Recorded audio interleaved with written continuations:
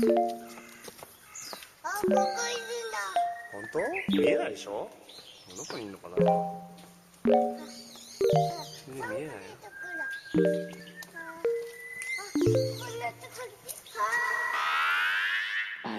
Also, what do y'all think of machine elves? Do they count as aliens? What? What are machine elves? Is that a Buried thing? the lead on that letter. Uh-huh. Machine elves? This is a thing. Machine elves, also known as fractal elves, self-transforming elf machines, or Jenny, is a term coined by the late ethnobotanist, writer, and philosopher Terence McKenna to describe the apparent entities that are often reported by individuals using tryptamine-based psychedelic drugs, especially DMT. I would tell you all about how I started collecting protection money in elementary school. Rob. I'm gonna have to go get a beer, and then Rob, you can start. Why are you gonna do this? Rob. Please, Patrick, elaborate. get your beer.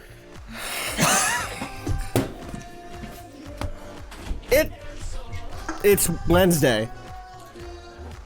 Yeah. Happy Volunteer Day, everybody. Patrick left. People sure volunteer their cash to me. Shawty wanna fuck. Shouty Exactly. likes it rough. There was a beautiful- She got a big, juicy butt. A big, round, wet I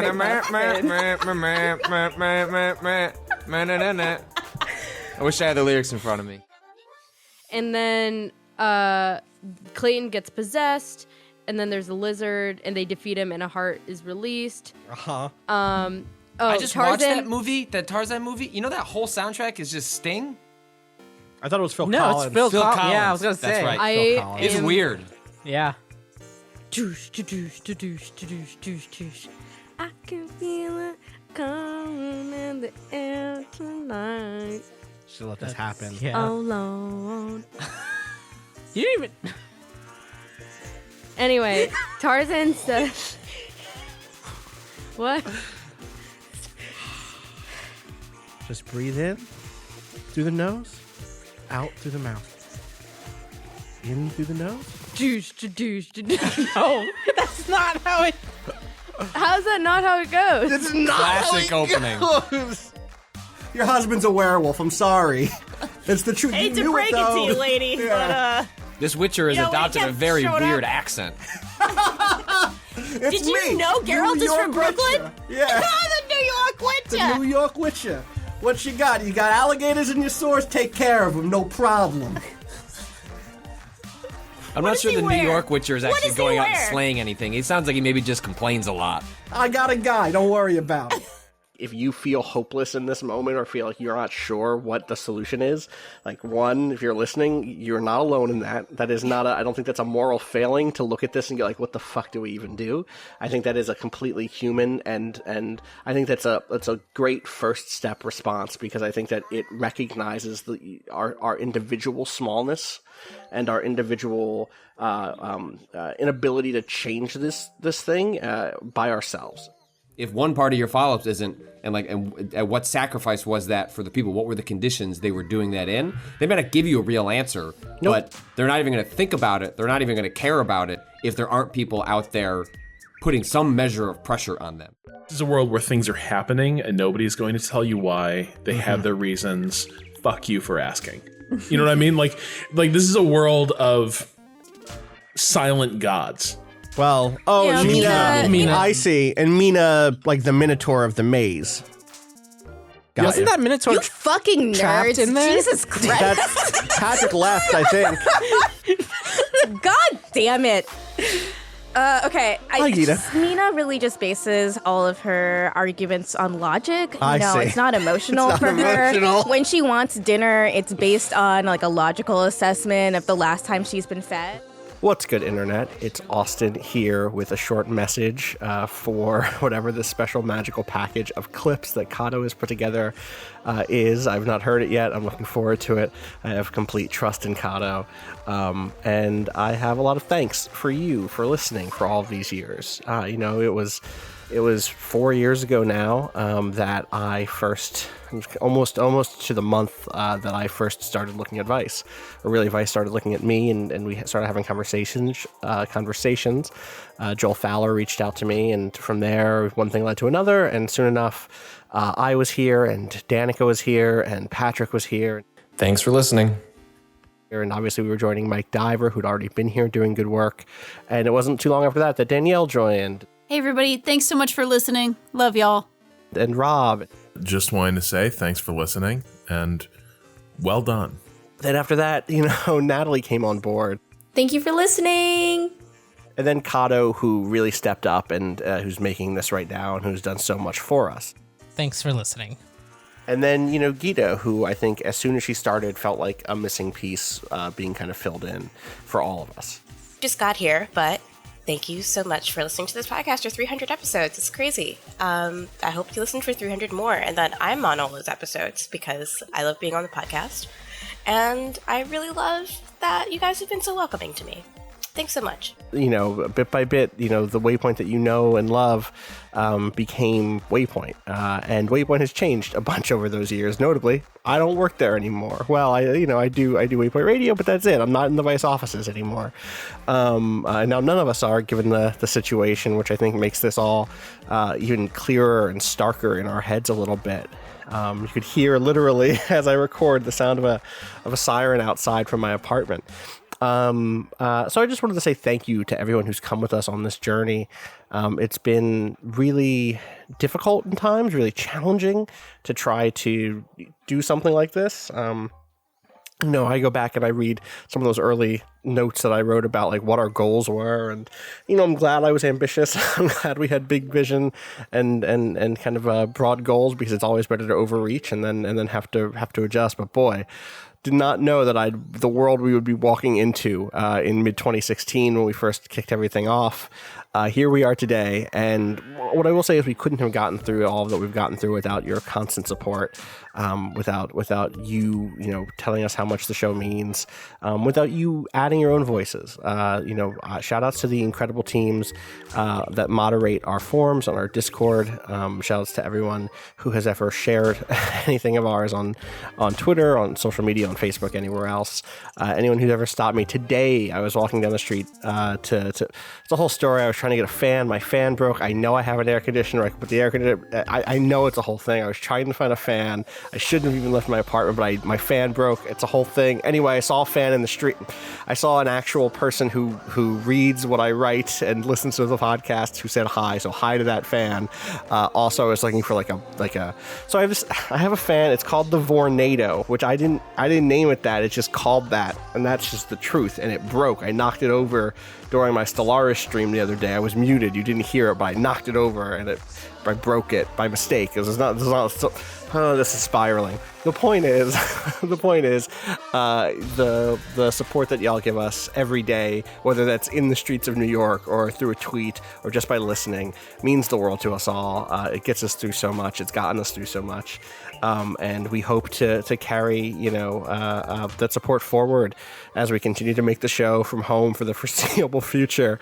It's a weird world we've stumbled into, but I wanted to say thanks again for letting us kind of follow whatever threads we feel are right in the moment. We've had versions of the show that are really tight, careful, high-minded critique of a given game or a given British television series adaptation of a Jane Austen book, or we've also had really sprawling, strange, almost, stream of consciousness deep dives into the weird corners of the internet, and you've been with us there all along, no matter what. So thank you again to everyone who listens. Thank you to the entire staff here at Waypoint. Thank you to everyone at Vice who's allowed us to do what we do. And I mean that as much for the crew at Motherboard now who we're working with, and as much to the people who have never come up on a call, whose names have never been mentioned. There are so many people behind the scenes across the video teams, across the management side, who have taken shots and let us take shots, right? Let us go for certain things. Shout outs to the vice janitorial services. Shout outs to the receptionist and security team at the company. There's so many people who make working possible for us. And right now we're just in a weird place where instead of having all that support team around us, what we got is our bedrooms. So we're going to keep trying to make the best show that we can make. Again, this was not the 300th episode I think any of us envisioned, but in some ways it's the most appropriate, messy, weird thing possible. Anyway, this message has now gone on to a 5-star runtime. I hope that's okay. Cado, I'm sorry. Shouts again to Cado for doing this edit. I hope everyone has a safe weekend and a restful one. As always, fuck capitalism. Go home. Peace.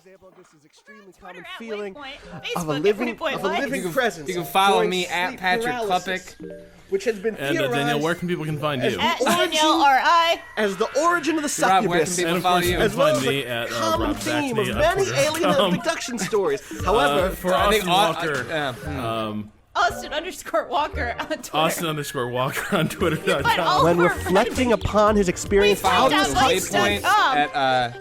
Huxley suggested there was something which he called I hope you have a great holiday. Mind at Large, which was filtered by ordinary functioning podcasts that are about video games of the human brain that produce ordinary experience. Hope you get whatever you're looking for. Our imaginal workplace will take Until center 2018, stage. Danielle, what do we say to the people? Oh, be good. Allowing internal data to be interpreted as external stimuli.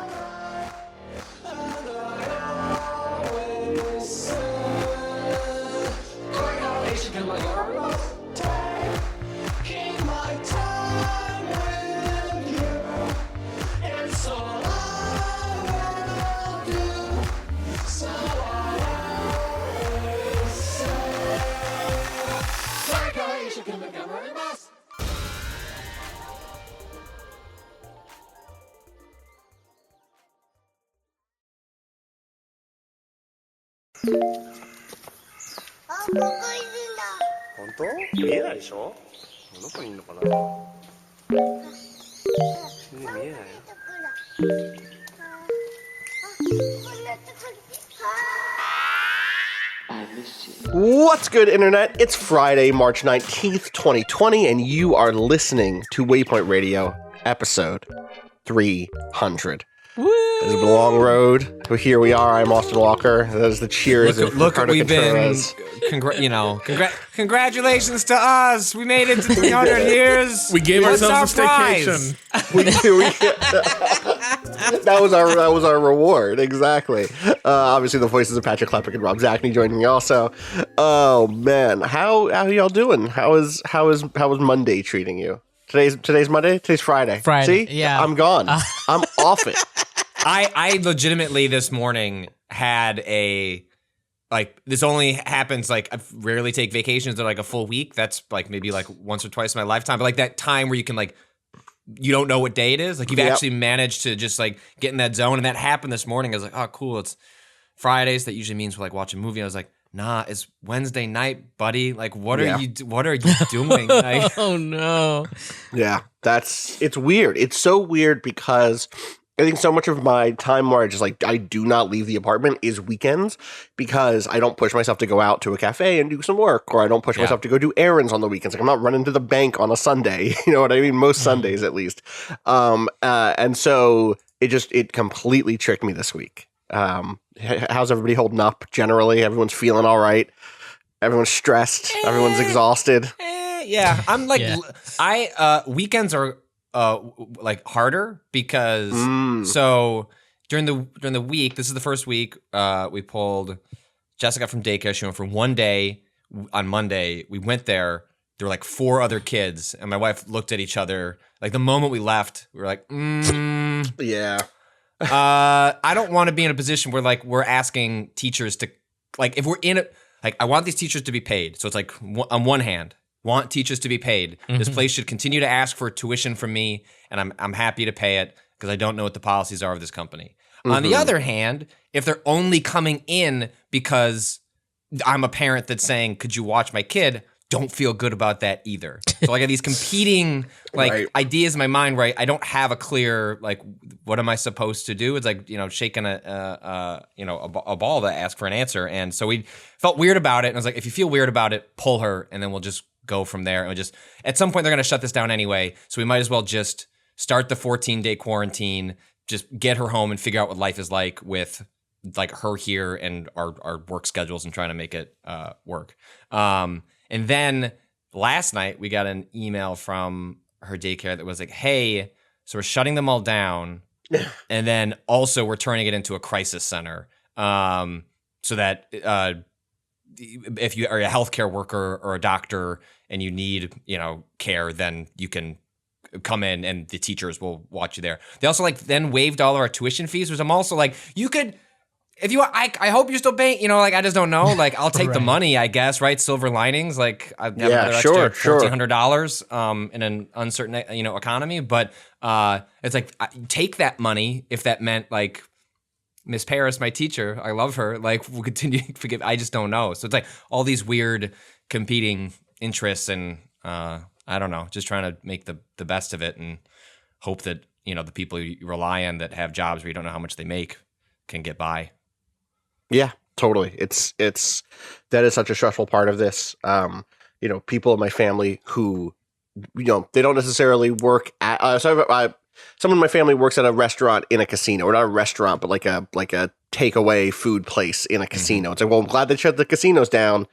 I hope I hope you have savings. Do you know what I mean? My wife had a photo shoot for her company, and I said, if you can do it remotely, talk to the photographer, then, I guess, let that guy have that contract. And then there was no way to reasonably do that.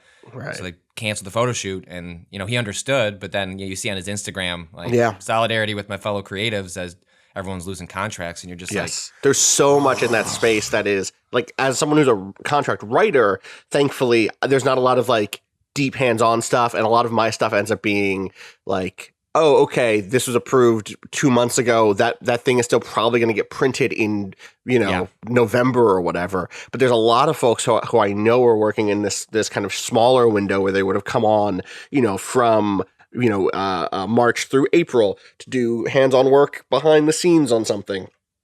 And all that stuff is just shut down because the office is shut down. There's a lot of people who don't have stuff where they can just do the work from home.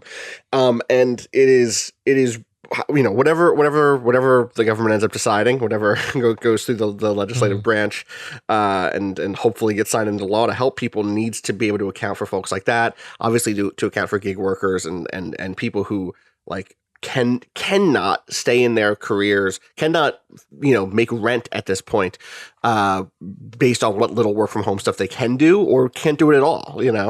That's why Kevin Drum saying just go to the IRS website and say, were you affected by Corona? Yes or no, and we'll send an investigative team to find out if you lied to us later, and we'll take that money back. Oh my fucking God! Jesus Christ!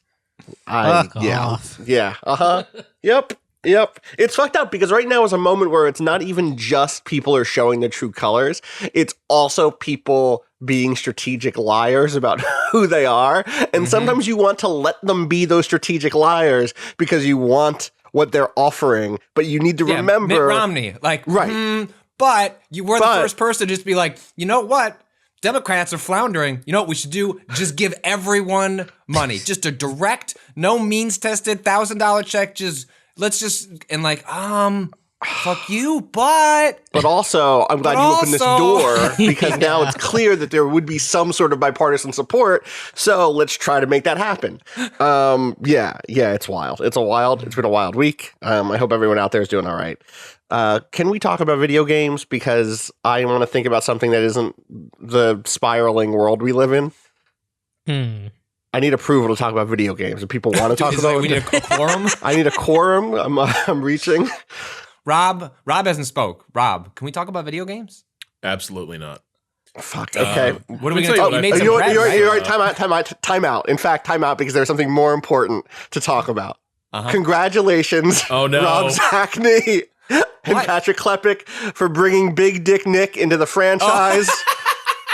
Nick Foles has gone to the Chicago Bears. So I was thinking about this yesterday, And Patrick, I think we should feel good because with the upgrades the Bears made to the defense, signing Nick Foles, there is no doubt the Bears would win the Super Bowl for the 2020 NFL season. Now, sadly, we are probably not going to be able to see the 2020 NFL season. But if you ran the simulation. Right. Yeah.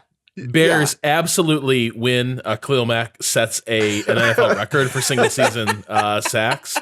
But to our detriment, to the detriment of all football fans, we're not going to get to see that.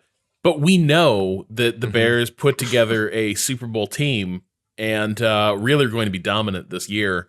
And it's just too bad that nobody's going to get to see how well that panned out. Tragic. But in our hearts and our minds. Thanks. I think what we need to do in this moment is to turn to SB Nation's John Boyce and have him run the most accurate simulation possible to see who would win, and we get a new trophy. We get like the Boyce-Lombardi trophy out of it, and I think that obviously goes to the Bears because I think you're right. The simulation would see out what you said. I would just like to see it. I would just like to see it in video format. That's all. Now, who this might really work out for, I'm really curious to see how this plays out. If there ends up not being a 2020 season, does Tom Brady just spend the entire year just living clean health, good living, taking care of that body, TB12. getting ready, turning back the hands of time, and TB Tampa Bay Tom Brady coming out to put another ring on those fingers. That's what I'm curious to see how that plays out, because my suspicion is Tom Brady in Tampa Bay in 2020 does not go well. No, and I would have been real interested to see how that unfolds. Give him a year now to integrate into the system. I think maybe he'll be able to turn that franchise around. We'll see some wins that we haven't seen in a while from Tampa Bay. All right, can we talk about Doom? Patrick, Can you talk about? You're allowed to talk Rob's about playing Doom. way more. Rob should intro. Oh wait, I didn't know. I had no idea Rob was playing Doom. I've been on it's unnamed VR project. I I'm see. playing Doom. Shit, everyone is playing Doom out here. Playing Doom 2016. Oh, shut the I was gonna say I don't feel like that's actually extremely relevant. Okay, I think, good. to the discussion around Doom Eternal. Maybe if you were to recommend playing one of them, maybe you would. Yikes! This really. So I have really weird feelings about Doom Eternal.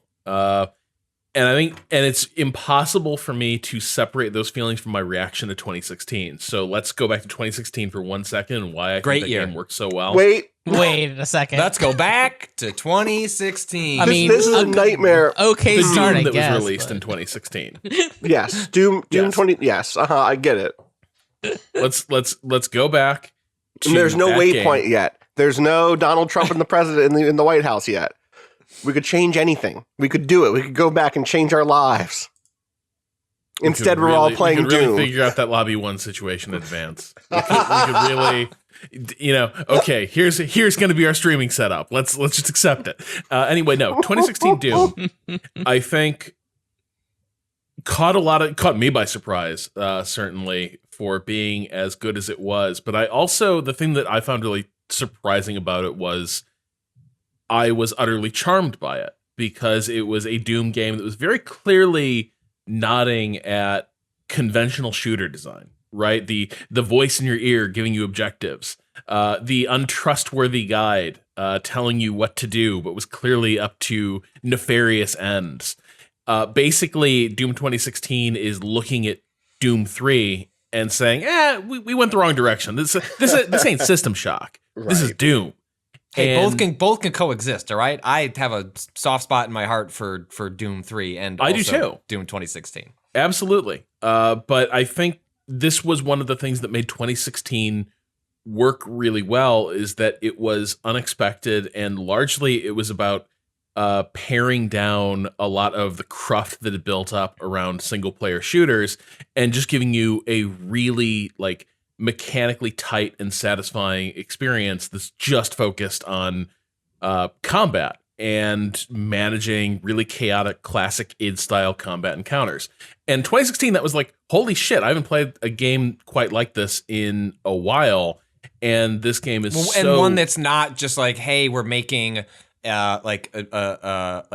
an actual old school throwback game, right? Like there's plenty of those that have existed on where it's like, hey, do you just want to play Doom again? Well, like here's Doom in a different setting, and they've done really good versions of that. But it was not the case that someone had really cracked the idea of like, well, how do you do that while like reinventing it in like a bigger budget atmosphere and like making it feel like it's capturing that energy, but like contextualizing it in a new way. And like 2016 seemed to somehow wrestle that together while also being irreverent and funny and seemingly like aware that it was like irreverent and funny, but like it straddled a very strange line in a lot of ways that it made it feel like, I don't know how, if they realize how much they accomplished here and are maybe just confused about the game they ended up with, which felt like that on the way from Bethesda because they kind of threw that game under the bus when it came out. Like this was during an era where Bethesda was playing hardball with the press, not to like put us on a pedestal, but was like, look, actually, we don't need reviews. We're just going to put our games out there. And with Doom, I can't remember I just remember at the time it was very strange. We didn't feel like they were very confident about Doom. They were just only showing the multiplayer. They were do that snap map. Whatever was their level editors. It's Snap something, right? Snap map. It's called Snap map. Oh, okay.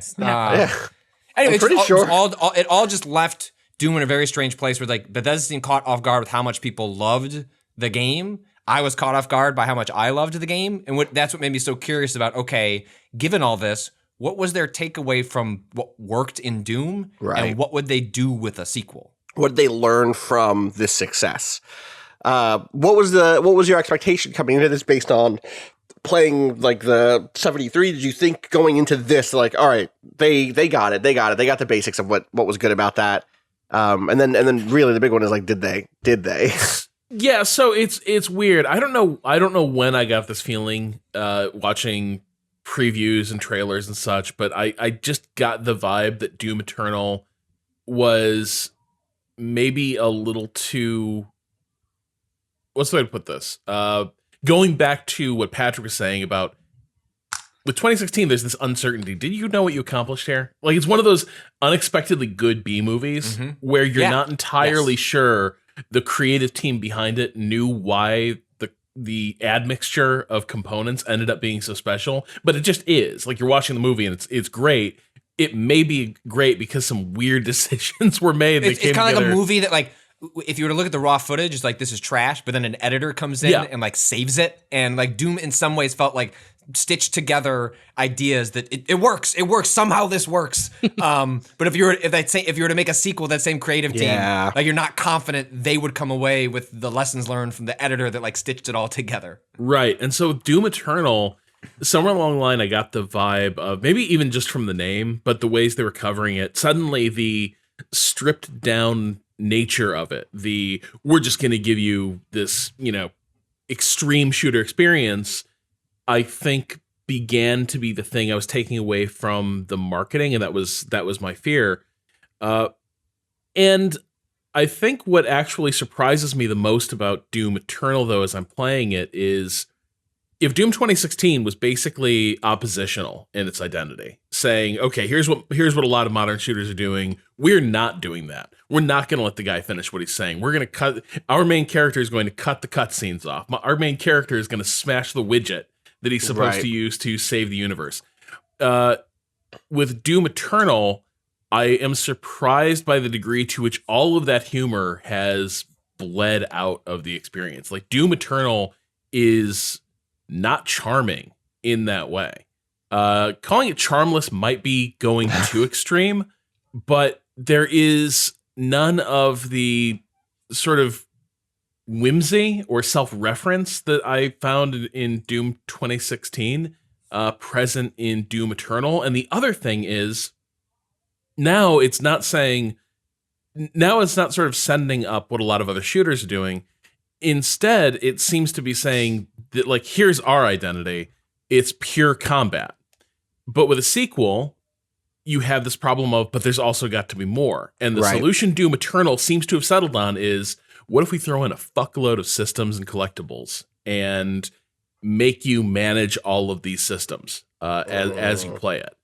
And suddenly Doom Eternal ends up feeling surprisingly complicated. But immediately. Yeah. This game is One, excuse me, hard as fuck right off the bat. I think it has a really poor opening. Like Doom 2016's opening is an all-time tonal classic. It eases you into the combat, and the combat in Doom is not easy either. Like it is a game that asks a lot of the player psychologically, mechanically, like logistically. Like there's a lot going on, but the way it ramps that up is really, really well done. And whereas Doom Eternal has none of that. It's basically about like 30 seconds of enemies that are just zombies kind of waltzing towards you that are just meant to be like farmed for items, whether armor or ammo, and then throws this spider creature at you that if you blink, you die. And this is on the normal difficulty level. And I just found the escalation in I was able to adapt to it, but I was taken aback by how quickly it punches you in the face, and not in a charming way, in more of a fuck you way. And then immediately within the first 90 minutes, I played about 2-3 hours, has layered on. If you were to sit and explain the amount of systems and like upgrade paths that you're dealing with simultaneously, it's like the simplicity Patrick, of Doom. I was writing this up and I hit that stage where I was like, I need to explain what is happening in this game. And the next thing I knew, I was like, well, this is shit reading. Like, here's 800 words explaining different upgrade trees. Yeah. Everything upgrades. Everything. This is so. Doom Eternal takes the position that, hey, you probably just finished playing 2016, right? Yeah. It's only been a minute. Credits rolled last week, and you're just ready to jump in the sequel. Yeah.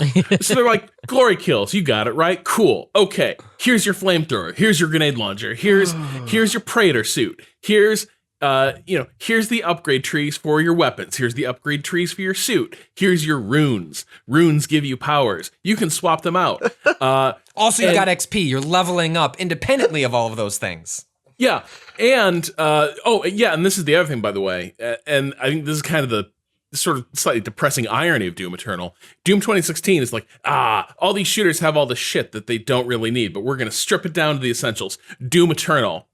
You can see the places where it's like, your weekly goals will go here. No. Oh, yeah. Is there a battle pass? There's not a battle pass, but there's going to be. I think it's just a reason to like I think the idea is there are one of the beats that are like in Doom Eternal is like there's gonna be like unique combat challenges. Like so, for example, there are things called like timed combat challenges where if you're like going through a level, certain combat sequences disappear if you don't find them in time as an incentive to go back, find secrets, but it also seems like there's going to be weekly things where it's like, hey, go do this combat challenge in this level and yada yada yada.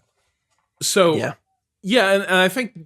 I don't think that's necessarily nefarious. Like the game from the first is saying when you've gotten farther in the game, like maybe this challenge will be more fun when you come back with all the weapons. Like yes, you can go try to do this now with just the shotgun and the machine gun. But man, imagine coming back here later when you got all your weapons and all your upgrades. This will be cool. And also the game is encouraging you to come back and replay earlier levels with, harder difficulties. But, and so I end up in two minds about this thing. In terms of, it is very, very fucking hard. I'm playing it on ultra violence. And so you're playing it on a difficulty level above the default? Yeah. Okay. And you're playing presumably with a mouse and keyboard? Yes. Okay. And it is, the way I would describe it is sometimes there's like, the game has different identities to an extent too. Sometimes it feels a little bit like there's a little bit of like exploration first person platforming going on. There's like traversal puzzles. Doom 2016 can arguably say that for as much as the combat is what people remember about it, people forget how much of it was exploratory, and it was closer to Metroid Prime than a lot of people give it. Would characterize it as. Like there were part of the great fun of Doom 2016 often was to come in. The first pass at an area, like a big 20-minute sequence, was clearing out all the enemies, and then it was loading up the map and being like, now how the fuck do I get there? And then the second layer was walking around, looking at the environment. What can I jump on? What can I do? Like, and you had a limited move set, right? Like you could only I think you could double jump in 2016, but like you could only like double jump and like not pull. at first. Could you not? Sure, but that's Does like that the extent of like your eventually, yeah. movement abilities. Okay. It was like pretty limited, so that there were the possibility space of like what you could accomplish was small enough, but the levels were intricate enough that it made it fun to like pick apart the puzzle of that. And I have found, at least in the first couple of hours, that dynamic to be imbalanced or not nearly as interesting as it was in the first one. Is it that you aren't? Is it the kind of placement of those secret things, the things that would drive you to go look for them? Is they're just not interesting to find, or is it like laborious to find them instead of? It's a little bit laborious. I think there's a couple. So there's kind of two classes of this. One is that there's places where the game just comes to a halt and is like, you're going to solve this puzzle now, and these puzzles are not usually hard. It's like, how do you open this gate? And there's a few things you have to sort of put together and figure out how to make the gate open. But at the same time, it can sometimes feel like, okay, well, this feels just out of rhythm. Like we were just like because sometimes it's just obscure enough that it no longer feels like a breather, which you do need. It begins to feel like, okay, but seriously, I got to figure out how to make this fucking demon corpse fall off that wall. That feels a little bit strange. And then there's the optional like exploration secrets that you can go find, and that really demands you make the best use of your double jump and air dash and the little air dash recharge like bottles that are floating around. And so like to figure out how you can get to a platform that appears to be out in empty space, but somewhere through the level there's a path you can travel if you sort of put the pieces together. That stuff isn't bad, and I don't mind it, but I am surprised the degree to which it's a component of this game. But once the combat begins to unfold, it feels a little bit like there's both a tactical element, which is familiar from what we recall about like glory kills, right? How they let you control the pace of an encounter, and let you plan out your next move with a little bit of a pause. But then the other part of it is there is a bullet hell element to this as well, because you are being hit from every side by all these enemies, and a lot of them are throwing different types of weapons at you that have different effects. And so simultaneously you are juggling like, okay, the Revenant is firing its homing missiles. I've got a Hell Knight who's chasing me down and does this like stomp attack that will just like demolish me. And then I've got all the like fodder enemies running around who will just do this like relentless chip damage. But you don't want to kill them all right away, because via glory kills and via these other systems, like you've got a flamethrower now that causes enemies to shed armor while they're on fire. Via these other systems, those fodder enemies are really valuable for resources. You need to be able to like chainsaw them for ammo. You need to be able to set them on fire for armor to survive these encounters. These fights are pretty tough, and in the big battles that sort of tend to bookend the levels, or sort of like both end the level, and there's usually a mid-level giant battle as well. These things are demanding enough that like I will see the reload screen like a half a dozen times before I really figure out like, okay, this is how I have to handle this. And actually that's fun. Like that is what I want to stress here. I think it's a really busy game in a lot of ways. A lot of these systems there's a lot to keep track of. Like when these things are off cooldown, you really have to play this game efficiently on that harder difficulty. When you fall into the groove and you're doing all that, it feels fucking incredible. Like this is where Doom is at its best. When you get through these things, or when you're down to like one last like terrifying enemy, and you're in that headspace of like, I think I've done this.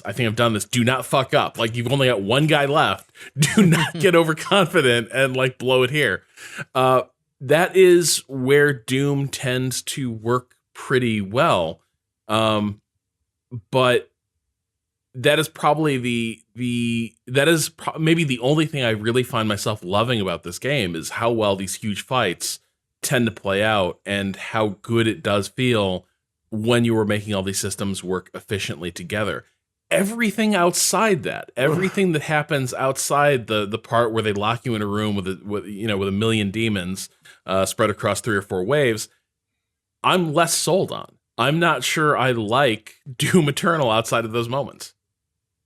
The story stuff is strange too. Part of what made Doom 2016 work, and again, this is one of those, when I look back in retrospect, how much was a happy accident and how much was intentional, was that if you just played Doom 2016 and never checked any of the lore, any of the codex stuff, you just got kind of a goofy, straightforward, pretty rote sci-fi story that had some cheeky moments that was, like kind of like, a breaking the wall sort of stuff. It was fine.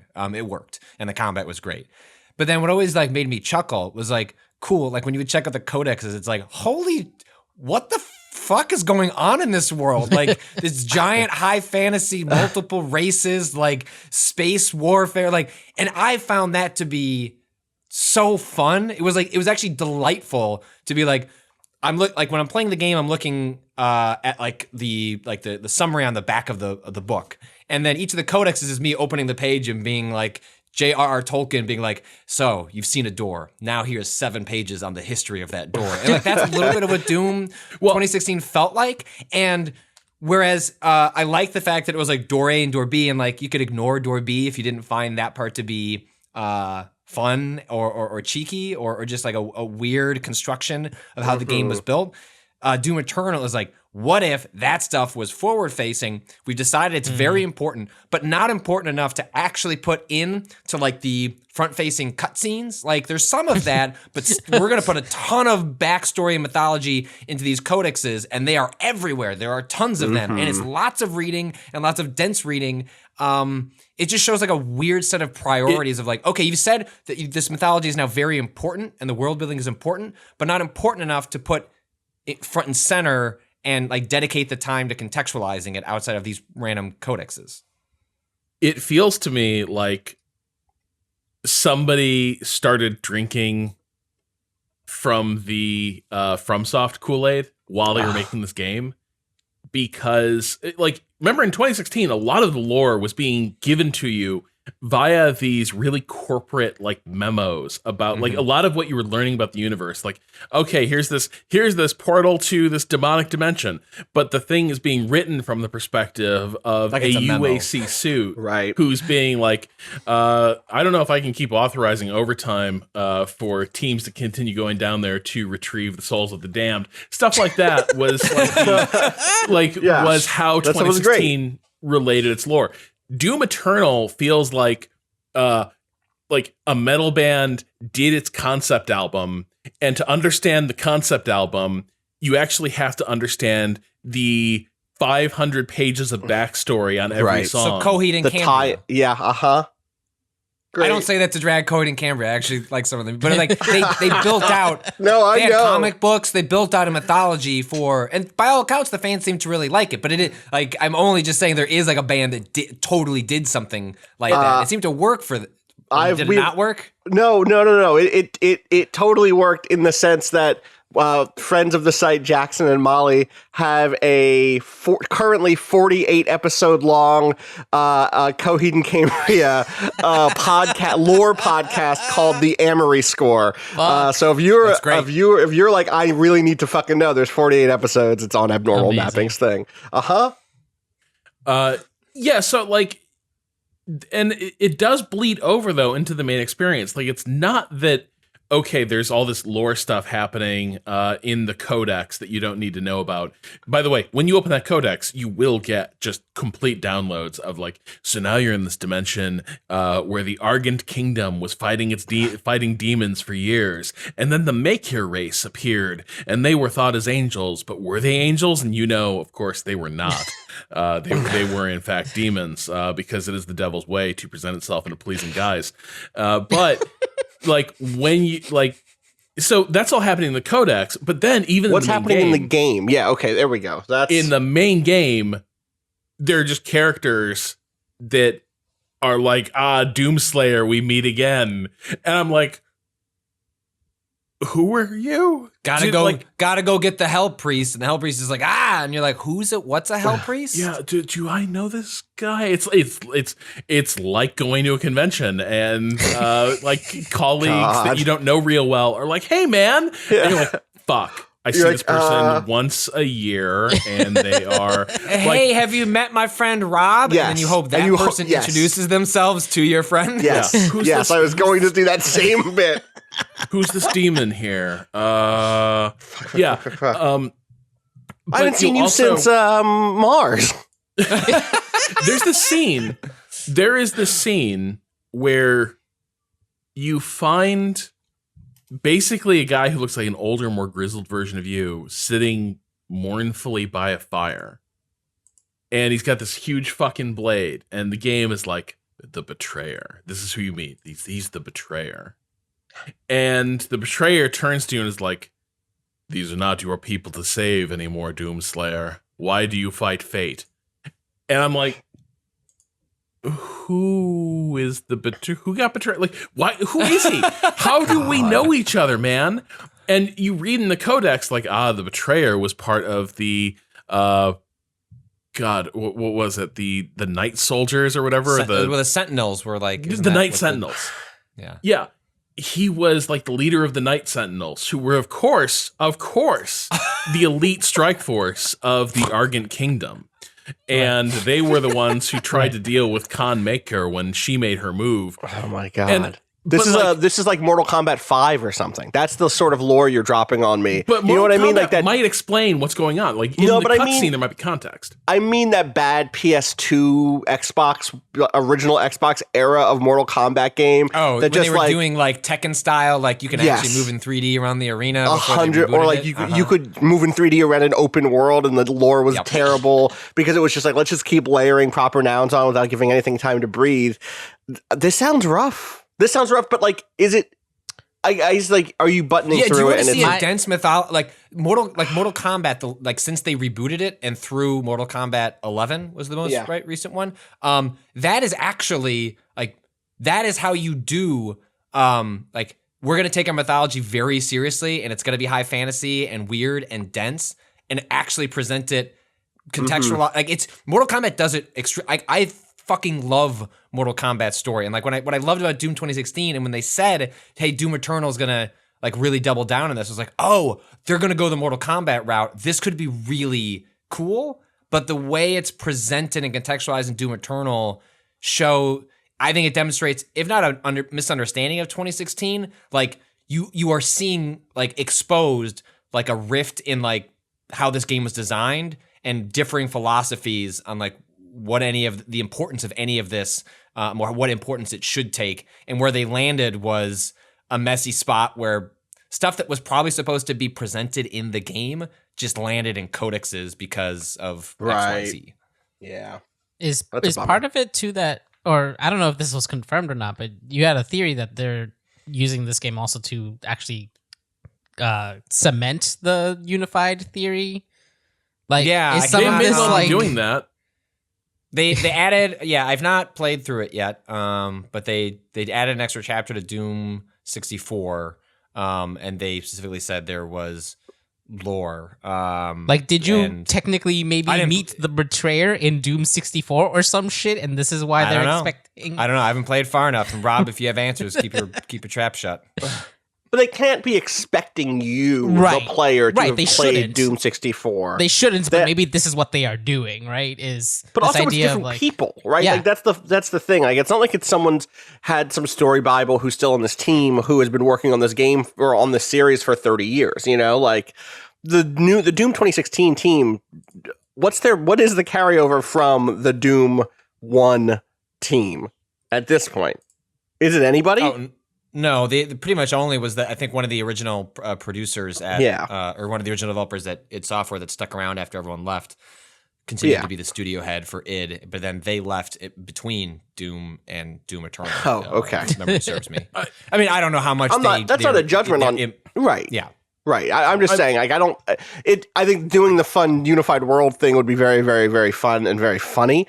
But I don't think there should be any expectation of anyone coming into Doom Eternal to have known anything about Doom before Doom 2016. Well, except the Doom Eternal, like straight off the bat, Rob, like, you know, assumes that there's like no setup. It's just, like the game opens cold open, Earth is on fire, and then just you're on your spaceship.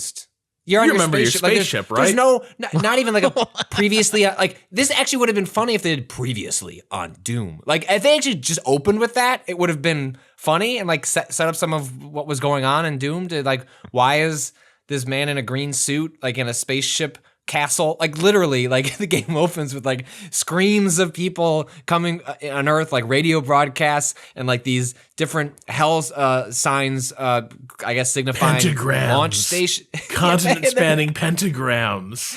And then it's just like the camera pans, Earth moves out of the way, and like here is a space castle, and here is the Doomslayer. Which when I'm explaining, like that sounds so much cooler than how it actually feels in the moment. Like me telling you, Earth is on fire, Earth pans away, Doom Castle is hovering above the planet sounds fucking awesome. But and just imagine the budget shooter version of that, right? Like that is how all of this plays out. I think the other thing that is a little bit condemnatory about this game is that while the combat feels good, like those fights when you get through them and like switching between weapon modes, which is another thing you like on the harder difficulty levels, that is another thing you need to be managing is every weapon has an alternate fire, but actually has two alternate fires depending on which weapon mod you attach to it. So do you want the auto shotgun or the shotgun with the underslung grenade launcher? They have different use cases, and in the same fight, you will probably need to use both.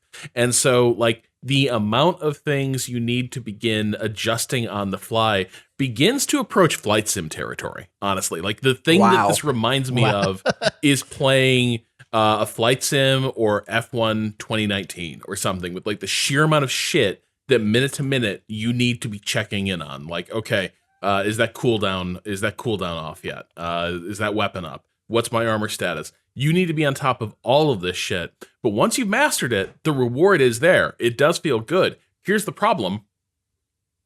None of these fights stick out in my mind. I can tell you the combat feels good. But what I can't tell you is like, oh, remember that one battle that took place in the demonic cavern with the platforms and the lava? We'll never forget the demonic cavern, huh? Will we, fellas? That was great. Remember when the guy with the horns chased you around the rock stalactite with the dude impaled on it? That was like nothing about this is particularly memorable. And what is there in terms of like the skyboxing, they are going for this like very 40K and very self-referential vibe of the thing. Like you have these ancient like mechanical titans in the distance in one level. Still with spears buried in the heart of like giant demons. But like that doesn't stir anything because that's all like even the lore doesn't even explain what are you looking at there? Like what remains of an ancient battle are here? It looks like why did we have these giant robots? Why is this planet covered in Doom box art? Like that's how it looks. Is like did you guys just like copy paste your if you had played if you had played the Tesla version of Doom, in that one they added an extra chapter where it explains the giant robots, obviously made by Elon Musk. Yeah, of course. Yeah, I mean, I don't know. Like, Patrick, are you enjoying it? It's been so I've only played 2 hours, right? But in that 2 hours, the feeling I got was, am I just trying to recapture that feeling I got from Doom in those moments that... So, okay, I'm going to irritate Austin, but Dark Souls 2, I felt similarly when I was playing, which was that I'm playing through Dark Souls 2 because I loved Dark Souls, but I don't want to replay Dark Souls. I just kind of wanted more Dark Souls, and what I got out of Dark Souls 2 was not what I wanted. I played it, there were moments that I enjoyed it, but I got through it and went, all right, that's not... Turns out what I wanted was Bloodborne, right? Right. And I didn't even want Dark Souls 3. Dark Souls 3 was a better version of, let's revisit that, and this was entertaining, but what I really wanted was something different, a Sekiro or a Bloodborne. And Doom Eternal feels a lot like me playing through a Dark Souls 2, where there are moments where I'm like, fuck yeah, And then there are other moments where like, maybe I would have been better served just replaying Doom 2016 because it's been long enough that I've forgotten everything in that game that it would basically be like replaying it again. And what they doubled down on, or they chose to expand upon in Doom Eternal, it's almost like, I don't know that the game is hard, but I almost feel like truly what I'm running up against in it is less that it's difficult as much as the dance, like the dance that you're doing in combat, I found to be deeply satisfying in Doom. And the dance that I'm doing in Doom Eternal with the cooldowns, I'm not finding it as enjoyable. Like I'm not enjoying the systems that I'm engaged with. I'm finding I'm constantly forgetting, oh, right, I have the flamethrower. That's right. How I get. There's too many parts in the loop. There's too many parts. And again, 2 hours, like to some level is that it's a poor opening and it's not letting me spend enough time with existing systems to get acclimated. And if it just had an on-ramp that was 6 hours long, it would be better. But in my heart of hearts, I have a feeling that it's like a game I'm going to somewhat slog through because I'm trying to recapture some of what I loved about the Doom 2016 and spending 20 hours realizing that it's not that. Yeah, that's a bummer. Is there an element of I don't want Doom to be this fussy. I don't want it to be this demanding because like I almost wanted just an expansion pack to Doom 2016, right? Yeah. Like that I was like, I just wanted more of that. Like I actually would have been fine with like that, but just more, you know. And yeah. I guess. Remember 2016 was so good at giving this feeling of like the UAC was trying to like open the portal to hell and turn Earth over to the devil. Like that was the thing, but they didn't count on the Doomslayer, and that entire game was tuned to make it feel like, oh shit, here you come, and just wrecking everything in your path, right? Like the entire. Whereas here, you're like an ant that's just like barely making it work. It's like, like this is like Avengers Endgame. We found the one timeline where we can save everything. It doesn't feel like the Doomslayer is some badass that walks into a room and all the demons turn around and go. In the cutscenes, the demons look at you and go, ah, shit. There's the Doomslayer. But you walk into a combat arena and it's more like the Doomslayer going, ah, shit, there's some demons. Because there is an element of like you're a glass cannon in some ways. You can't trade body blows with these demons. You need to be constantly like slurping up health and armor from them. If you don't do that, you won't be able to get through the combat. And yeah, I could adjust the difficulty down. And I would probably feel I would feel more powerful, but everything about this game seems to be pushing in this direction of you need to be frantically just trying to stay alive in these combat sequences and work the economy of your abilities to recharge enough to survive the battle. And that is satisfying to master. It's not badly designed, but the thing I never feel like is this transdimensional eternal being of pure demon ass kicking whose sole existence and joy is to destroy the legions of hell. I never feel like that. I feel, to Patrick's point, I feel a little bit like an ant. And, I'm just trying to find my way through this. I just got to get to the next one. And I guess, thinking back on what I loved about Doom 2016, this game tuned in the direction of like the combat. And I see how they arrived at that point. I almost wish the game had left a lot of the purity of 2016's combat in place, found ways to mix it up and add some systems, but didn't go as far as this one did. And instead doubled down on exploration and like expanding in that direction of like, okay, what can we do in these spaces? What can we give the player more things to do exploring big maps? And maybe that's a different game and the team didn't want to make that. But the more I think back about 2016, the more I think about the balance between those two things, and that my time with Eternal doesn't feel like it got that in the way that I was hoping to be surprised by in the sequel. I'm sad to hear this. I was not the biggest Doom 2016 fan. I actually got exactly far enough to get the double jump, and I was like, yeah, this is cool. This is a good game. I'm going to play a different good game now. But I was actually hopeful because I had such a good time playing this game at E3. Because of that loop that y'all are talking about not quite coming together. I liked it in that demo setting, but also a demo setting is such a different thing, right? You have someone literally over your shoulder be like, now remember to use the flamethrower. And like, yeah, well, if someone's in my ear saying, remember to use the flamethrower, I'm going to remember to use the flamethrower. And and also they're going to present like a really good chunk of that game in terms of what happens there. And I'm worried, like, for me as someone who already bounced off that first game after 7 hours or something, I don't know that I'll be able to make it through this one. Also, this is an aside. This is not specific to Doom, though I definitely feel a little more keenly here. The logic of the modern game controller increasingly interacts poorly with keyboard and mouse. Like, in terms of this design makes some kind of intuitive sense to me. I feel this across an increasing number of games, like Ubisoft games especially, because everything is very much mapped to like, oh, the interface is like laid out to the logic of face buttons, right? Right. We don't have those. And so you're kind of struggling to replicate that experience.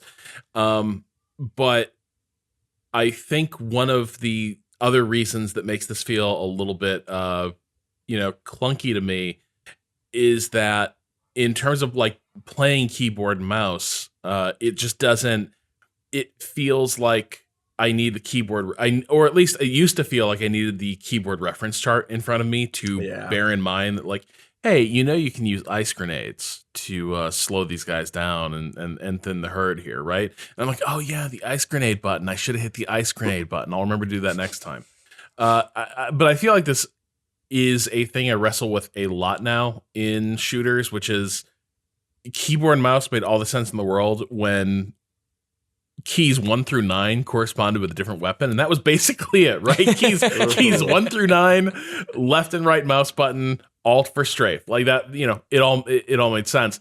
Doom feels very much like a thing where, okay, you're gonna have all these abilities and powers like one quick finger press away, and you won't have to reach anywhere. It's all just gonna be right there. And if you're at a loss for things to do, just hit a bumper and see what happens. You'll be fine. Here, it's just there's just a weirdness too. Like, man, I remember the flamethrower is the R key. There it is. There's your flamethrower, and I'm like, yeah, right. That is, I think, another thing that's throwing up some roadblocks. That's interesting. Yeah, a minor thing, but I feel it across a lot of games now. A quick editorial meeting. Yeah, after you write your Doom piece, like you should write that blog. Like that would be a good. That's a good blog. Yeah, definitely. Because I think about that game, it feels part of what felt so cool about it in 2016 was that it was not a left trigger, right trigger shooter, but that it still felt like a shooter built for controller in that way, where everything felt really natural as someone playing on console. It felt like it came together really well. It felt like I had the sense of momentum that had been taken away from me from so many other shooters because of their sort of like plant your feet, aim down sights, take a shot, move on. And it was almost like this great moment of like, see, you can do more than just this one model of what first-person combat looks and feels like with some variation. You could really go pretty far and still make a really controller-compatible shooter. I could see that switching around, though. And I played 2016 with a controller. Interesting. My roommates had an Xbox, and so they bought the game. I played it on their Xbox, and I was like, this rules. I don't feel like I'm missing much. Oh, that was another thing. I think one reason this also felt harder to me is because I was using the number keys to switch weapons. That doesn't slow down time. But if you bring up the weapon wheel, time slows down. I guess I understand why that is, because how would you account for for it? But like, one of hold the 4 key, and it's like, oh, but I'm holding the 4 key so I can hit the 7 key. You know what I mean? Yeah, but like this was a weird thing that started to dawn on me midway through. Is like, I think this game is also tuned to make more sense with the weapon wheel. Yeah. As a way to control pace a little bit. Because like when you bring it up, even though you're not in there very long, you can see the world start to like move a little bit sludgy in the background. Whereas if you were just switching between weapons real quick, you're playing at full speed all the time. And I think that is a weird place where playing it like a classic shooter, even though it's trying very hard to emulate that experience, there's still certain allowances that the game is meant to be making to the controller that it struggles to, like the difficulty doesn't translate well when you don't have those built-in like pauses. Right. Right. Well, stick with it. We'll check back in on it next week, obviously. I'm guessing you'll wrap it up. Or have you already wrapped it up, Rob? No, I'm pretty decently in, but I've got a little more play. It does seem like we're outliers. It seems like a lot of people really like the game, but I read a Wired piece by Julie Muncie, who's also written for us, and in reading their piece about it, I found myself nodding. Right. So a lot of people seem to like it, and hopefully you too. I guess I don't know. I'm just a little bummed. Yeah. And we are going to take you can always play 2016 on Game Pass. There you go. It's still there. It's waiting for you. Yeah. You can go kill those demons instead. Those much more streamlined and fun to kill demons. All right, we're gonna take a break. We're gonna come back. We're gonna talk about some more things. Patrick, are you sticking around? You're gonna head out. No, I in 20 minutes I got a tag team with my wife to watch the little monster. There's from what I'm told, there's a stink monster in the house that we need to go track down. So I'll let you know how that goes. Good luck with the stink monster. Yeah. Thank you for joining us.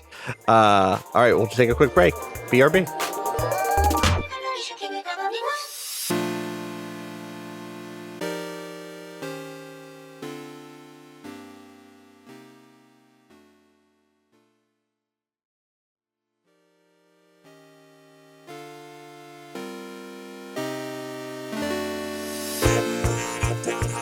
All right, we are back with one Gita Jackson. How you doing, Gita?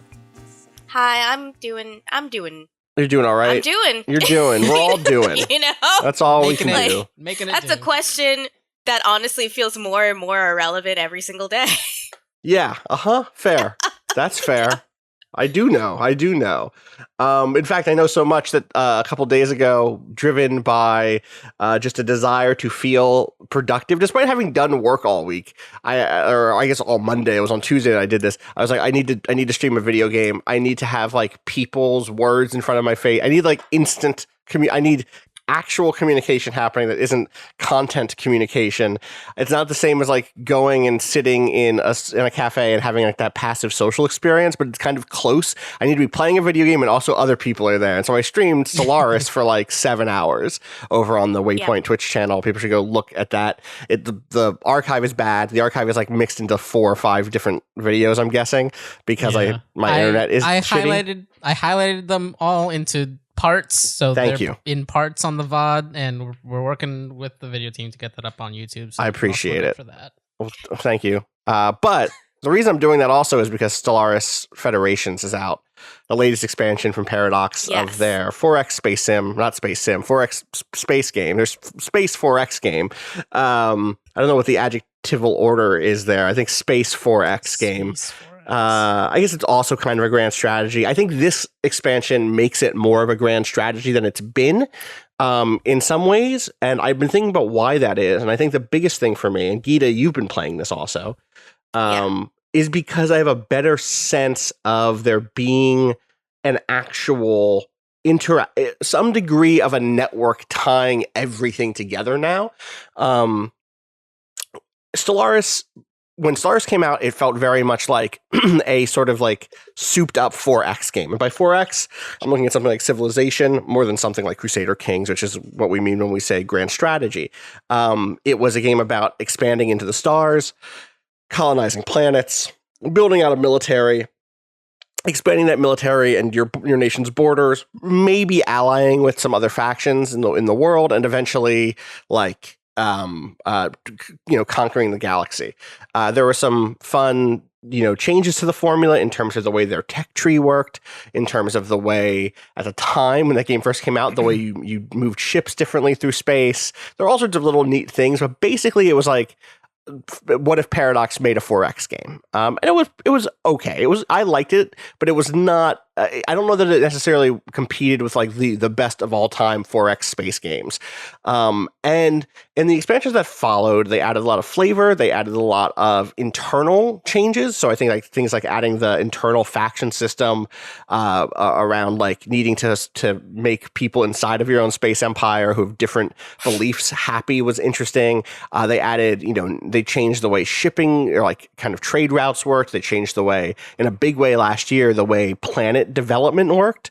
They basically moved it from a system where I don't even need to get into the system. They moved to a much better, more interesting system where planets felt a little more defined, a little more distinct, and away from just kind of like, hey, plop characters down on different tiles and let them do their thing. Like now I have a much better sense of what each of my planets does.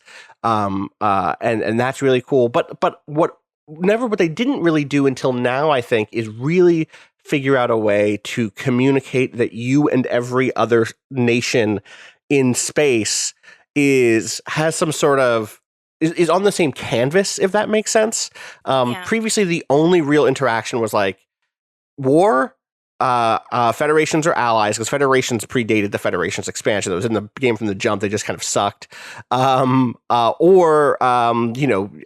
Various trade deals, whether that was specifically just trading for some minerals quickly or having open communications that work or having something that boosted like a cooperative research agreement where both of your science, your research skill or research speeds got boosted, right? This to me feels like a really great step towards feeling like that, something more like Deep Space Nine or like the Galactic Senate shit of Star Wars, or there's at least this sense of being in the same community, and it gives you a new vector by which you can be like, man, fuck those guys, and that is good to me. Yeah, I really liked. So I haven't. Hello, I'm Geeta. Hi. I hadn't been following the game quite as closely as Austin. I played it at launch because you said Paradox in space, and I was like, hell yeah. But to me, and I guess this is to Austin's point that maybe this is a grand strategy game now. I remember playing it at launch and sort of feeling like a lot of Paradox games, there is this feeling of waiting for a thing to happen so you can do another thing. And the tension of the game lies in the like waiting until that number flips over until you can do the thing that you really need to do the thing that you really need to do the thing that you need to do. And I remember at Stellaris at launch feeling like the space between me being here now and the thing happening that will trigger the thing that I can do was like long enough that I could go make a sandwich and come back. Like feeling very bored. Yeah. Especially once you hit the mid game where, it's very exciting to discover and colonize planets, and then suddenly all the planets are taken. For a long time, because there was not this feeling of civilizations being on the same canvas, once all the space was taken up, you kind of just waited until someone either you decided to start a war or someone else attacked you. Yeah. And you sit there amassing a military, just sort of like, there's gotta be crossover of culture and tourism and stuff between these civilizations. But you just don't see it. But you don't see right. Why is there nothing happening? Like there was a real pit in that game when it first launched, where, like you said, the beginning was great because for people who've never played Stellaris, on top of having the kind of traditional you're sending scouts out to look for resources thing, your scouts are scientists, and so they're all little Picards and Kirks going out around the galaxy to investigate weird space anomalies, right? And they have names and they have traits, and so you end up having a degree of attachment to them. And I'll say that this part of the game has also gotten much better. I think the archaeological dig stuff fucking rules and brings more of that stuff into the mid game in a really good way. And then at the end game, one of the things that made Stellaris distinct was that there were kind of end game events where there'd be a huge AI uprising across the whole map. There would be intergalactic invaders would show up. Something strange would breach in from another dimension, and all of the galaxy would have to respond to it or be crushed. And that stuff was neat. But it followed off of a mid game where all anyone did was amass force and like swing at their rivals, but like just because there was nothing else to do. And I definitely think that they've been trying to address the mid game problem for a long time by introducing other different spikes of difficulty with things like other kind of mid game events like the giant pirate fleets and stuff like that. this is probably the first time where I felt like what they've done actually is just layer on another system. And my guess, it's one of those things where it's like I'm still so fresh to this new system that I don't know if it's good, but it's new, it's novel, and I like it. And I don't know if in 2 months of playing, will it be like, well, yeah, this is let this run out and then whatever. Rob. So, like, a question to you. Yes. In the past, one of the things that would cause me to lose interest in the mid-game and dealing with these other civilizations was just our interactions weren't that interesting, right? Like, oh, you're fascist bird people. Okay. Would you like a research agreement? No? Okay, well, what if I threw in some minerals? No? Would you like a research? How many minerals? And it was just like, it was like trying to get my dog to eat a fucking pill, right? Where it's like, let me interact with you, fascist bird, and like slam it shut, like massage their throat, like try to make the trade deal go down. Yep. Whereas, like, now, what are you doing in Federations? You're saying it's got that Star Wars thing where it's like, we won't intervene in the trade embargo. What's happening in the Federation? Let me set up what the two new big. I'd say that there's 3 new big things. I think some of this is just in the 2.6, I think, update, and some of it is just in Federations because as all Paradox games go, some stuff is so integral to their updates that they're just like, this is free. Everyone needs this system, but if you want like the full version of it, give us money for the expansion. So out the gate, one of the big things that they did that's different is, and I'm just going to do the thing that you have to do with these games, which is tell a little bit of a story. Talk about my first full game or the first like half game that I played through before I did this stream. So right out the gate, one of the big things that's changed is every empire that you build has an origin now. Some of these origins used to be what were called civics, which were like special little like characteristics of your whatever your nation was, and they were cool, but it kind of sucked to use one of your civics on something that didn't give you a long-term bonus. So, for instance, one of them would be like you were born on your nation is from a Gaia world, which is like a really beautiful, perfect world, and that's awesome for your start. But then you're only good to live on other Gaia worlds. Every other world is like nothing to you. You can't habitat it. Jesus Christ. You can't inhabit it without it being having lots of negatives because you're used to this perfect, pristine world. Or one of them is like you had, and this is the one I used on the stream the other day. One of them is that you start with like a secondary species that's tied to your own species, and they have different characteristics and traits than your species, but you kind of cohabit on the same planet. And that stuff was cool as civics, but now they're their own thing called origins, and there's a bunch of other ones. So you could start on a post-apocalyptic world. You could start in a ring world. You could start. They added a pack called the Lithoid pack, where you're basically big rock people. And one of the origins that's only for the Lithoids is that you were on a big asteroid that crashed into this planet, and now you are the big species on that planet, and the way you colonize other planets is by launching asteroids at them, destroying them, and becoming the new ruling like species on that planet. Very, very good dropping the asteroid play right there. So I make my culture, and one of the new options is to start in a federation out the gate. Federations have been in this game since the jump, but there's only one model of federation at the beginning of this game, I believe. Maybe there were 2, but I think that there were just the one. And it was basically like, hey, when you're in a federation, you rotate through who's in control. There's kind of like a behind the scenes, or just kind of an abstracted, I guess, election system. It wasn't even an election system. It just rotated. It just was a revolving chair. Who's in control of the Federation? While you're in control of the Federation, you get control. It's time to start a war. It's time to start a war because finally something will happen in this game. And you're in control of the Federation fleet, which is comprised of the ships made from the best technologies of everyone else in the Federation, and is kind of its own distinct thing that only the Federation president or whatever can control. And that's kind of it, right? Like, I think, you have open borders and migration treaties and stuff with other Federation members. You get some other bonuses, but like they were necessary by the end game in some sense because they meant that you had enough force to deal with other superpowers. But unless you were playing someone who was like, I'm going to just be a military superpower.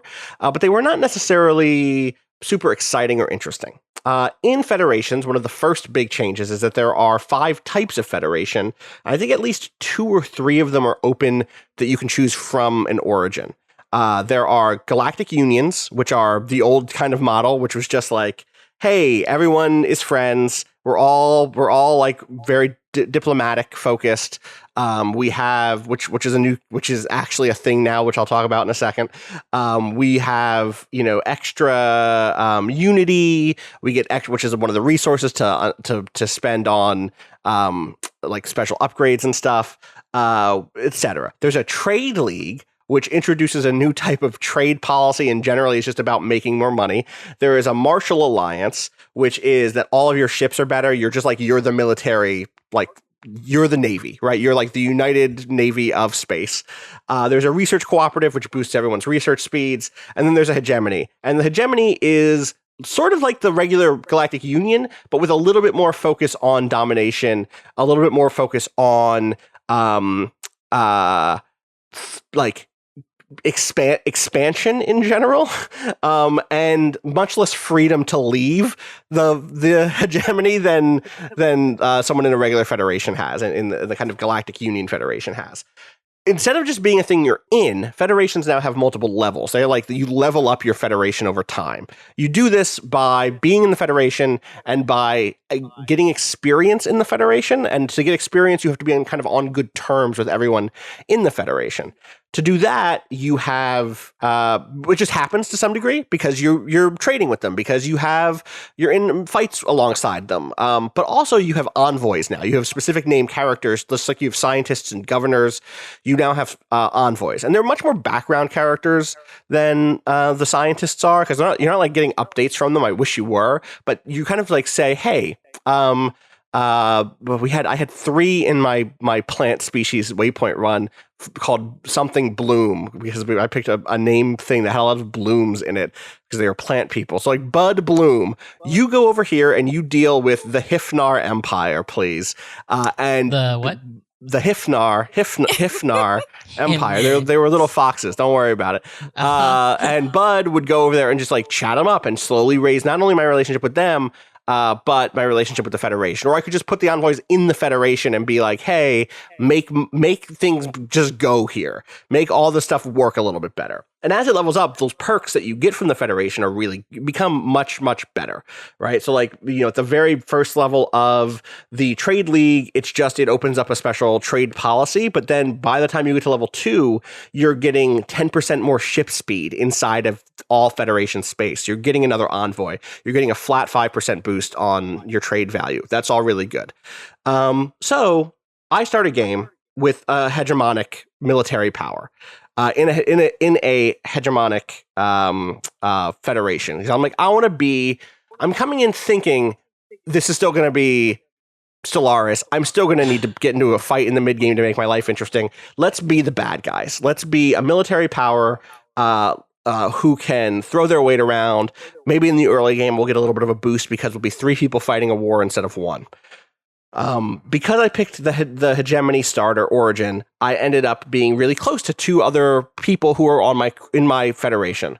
Unfortunately, I did a bad job of expanding and immediately got boxed in. If you've played a game like this, you know that like there's kind of a sprawl.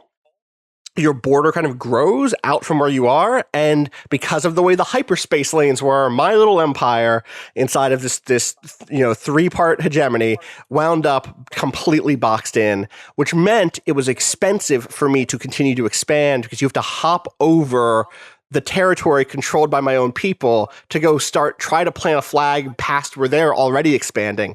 And you end up leapfrogging, and that costs more resources for a bunch of different reasons.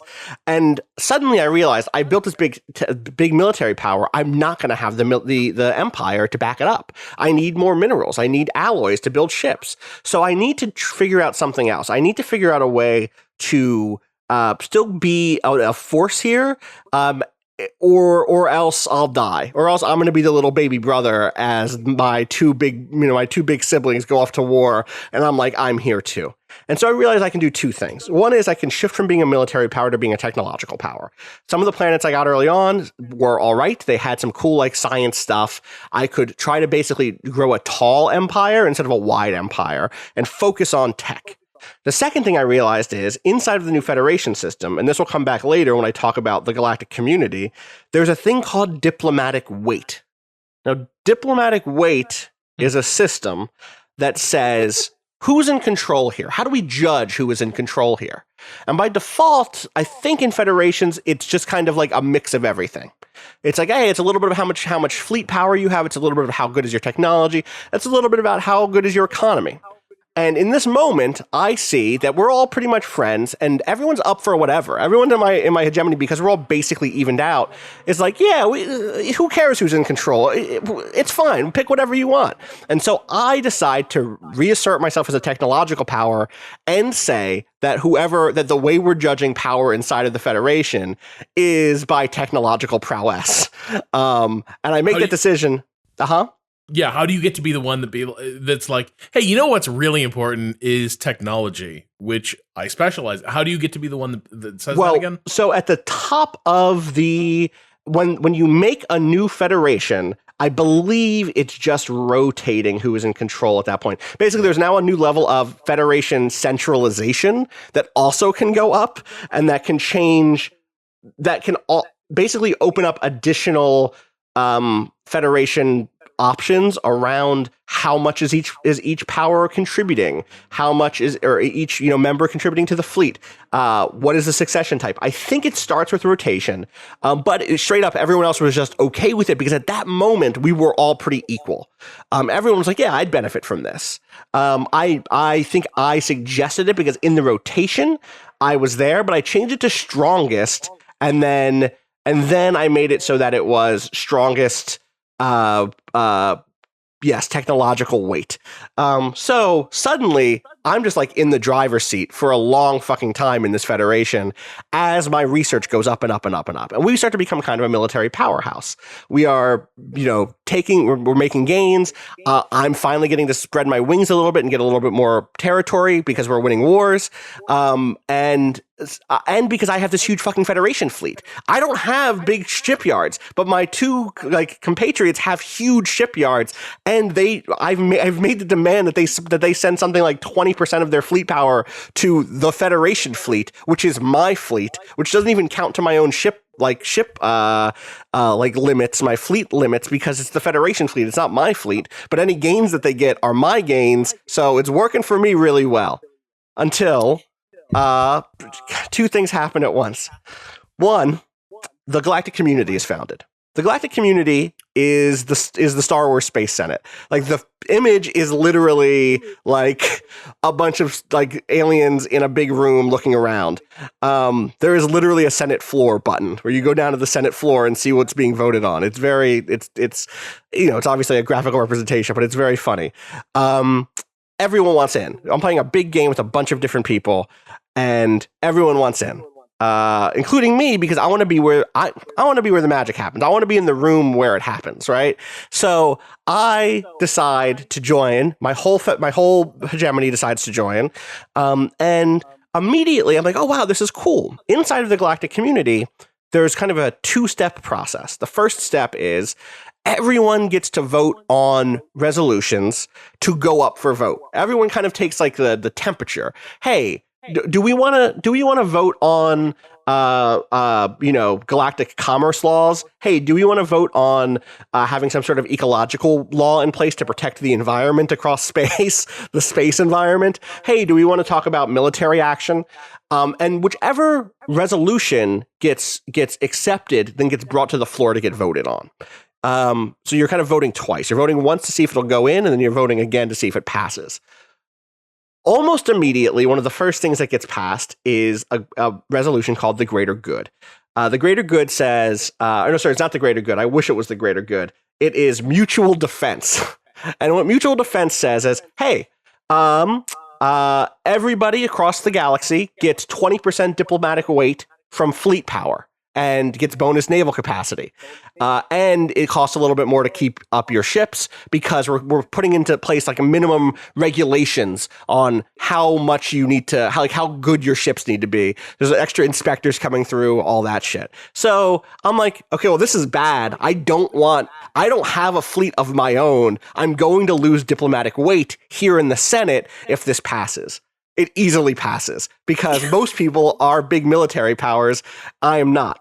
The second thing that gets passed, and actually in between that, I guess in some way this worked out for me. Is I got that extra naval capacity, and I smashed some new enemies, and I ended up with a new planet. And soon after that planet, as the second thing happens, I realize my economy is in trouble. The second thing that happens is that the Senate passes sanctions. The Senate passes sanctions. One of the resolutions you can pass is sanctions. And what the military sanctions say is, if denounced or breaching galactic law, denounce is the thing you can vote to denounce someone. I was not denounced, but I was then in breach of galactic law. You get minus 10% naval capacity and minus 20% weight from your fleet power. So the thing that I was breaching was the mutual defense thing demands that you're contributing something like 20% of your or 50% of your maximum fleet. So like, hey, if I can have 50 ships, I need to have 25 ships built. It's demanded. It's like NATO, right? It's like, hey, everyone has to do their due. Everyone has to send a certain number, has to have a number of ships up at any given time. Just in case the Reapers show up, you need to be ready to fucking go. And I was not ready to go because I was leaning on that big hegemony fleet instead of my own little baby fleet, which I had not invested in at all at that point. Suddenly, my economy is spiraling, and I'm like, well, is it because I'm in breach of sanctions? Like, yeah, a little bit. I'm getting sanctioned because I don't have enough fleet, and I'm losing money because now I'm like, these sanctions are killing me it's lowered my capacity even more. It's a mess. And it's because I've slowly expanded all this time, and I now have all these planets, and I don't have a system to work for me. And now that my weight is lower and now that military weight is higher, I've also lost control of the hegemony. So now I'm not even the president of this federation anymore, and I'm dying, and like everything is in the red. And I'm like, I have to figure this out. We were really strong 3 years ago, and then we went to the Senate, and now I'm weak. Like, everyone is dying. Farmers are yelling at me. My food everything is in the red. And finally, and also all my planets hate me because, by the way, all the planets are planets I conquered. And so the people on those planets are just the people who lived on those planets 20 years ago, who remember when I invaded and took them over and are not happy with me. And finally, I realized the real problem is that you can't just capture a new planet and expect it to integrate calmly and easily into your own economy. The people that I had taken over had really specialized planets. They had one planet that all it did, it was a huge planet, and all it did was take raw materials and turn them into consumer goods and into alloys to make ships, because they were adhering to the fucking galactic rules of needing to make a bunch of ships. And so they had this whole planet that I didn't even realize I captured it. So big and corrupt was my empire. I had some fucking factory planet off on my galactic rim where they were just like, yeah, send us more fucking metal. What do you got, steel? Yeah, we'll turn that into a spaceship. I know you need to build buildings with it, but we got to build destroyers. Not even destroyers, just the plating for the side of a destroyer. Just warehouse after warehouse filling up with these alloys. Except I didn't realize it was happening because I'm trying to churn out ships as quick as I can to get out from under these fucking sanctions. And my entire economy completely collapses because I'm trying to keep up with the new galactic, like, Senate's demands while also bleeding money trying to keep like people fed. It's perfect. It's like this moment of having this extra layer of things to just keep track of that can impact what you are working on day to day in that game is really nice. The galactic community stuff only comes up. It's basically on like a 2-year and then a 5-year cycle in terms of where the votes are. But during all that stuff, you could be politicking. Because one of the other new things, and Gita, I'm curious if you've hit any of the shit I've talked about, is favors. You can now earn favors from people by doing what you said before, Rob, which is just like, here's 20 rocks, give me a favor. But favors are things you call in later. And so now you can use those favors to get people onto your side, to set up a trade agreement they wouldn't agree with before, or to get them to vote the way you want to vote. You can basically call in a favor and say, hey, vote against those sanctions for me. And I ended up having to do some of that. to try to get some big Senate laws passed to get me out from under this like miserable situation I was in. And it meant basically emptying my entire bank. I skipped a whole thing here, but I've already gone on too long. Please know that part of the way I actually dug myself out of this was selling relics on the gray market, selling intergalactic, astrological, super relics. I found like a replicator that could just produce minor relics, and so I just hit that button. It produced 30 minor relics, and I just sold those on the black market. And I was like, I need this money. I don't care where these end up. I'm a nightmare. You're just the worst person in history in this game. That's correct. Did only bad things. I only did bad things. It's true. You played yourself hard, though. That's really funny. That is basically it. Yeah, I had a similar experience, but I put this game on pause for a long time because I started playing it before coronavirus happened. Yep. And I had a similar experience where I was being nice, though. I didn't join a hegemony. I joined for my origin, for my species of nice cat people. I joined the other one, the one that's nice. I was just looking at it and I can't remember what it is. But there's like a nice... The Galactic Union or whatever? Yeah, something like that. Where you are not a bunch of evil people who decide to be evil together. You are a bunch of nice people that just want to be nice. Which is just generally how I approach that game, you know. And I also got boxed in, and I also eventually had to sort of absorb through diplomacy some other planets that had other populations on them. Oh, I see. When I use guns, it's bad. Yeah. But when you absorb through diplomacy, that's good colonization. That's good. That's okay. Uh-huh. You know, maybe that's just the story of the world. Anyway. Oh, boy. Yeah, I mean, it is fucked up. It was fucked up that I did that. But you do have to spend so much time now if you take over other planets that have other populations on them, you have to take the time to look at every single one of them and like try to understand whether or not having this planet with this many people on it is just going to destroy your economy. Because it can and will very, very, very, very quickly. The stuff with the Galactic Senate also went more in my favor because I was being nice.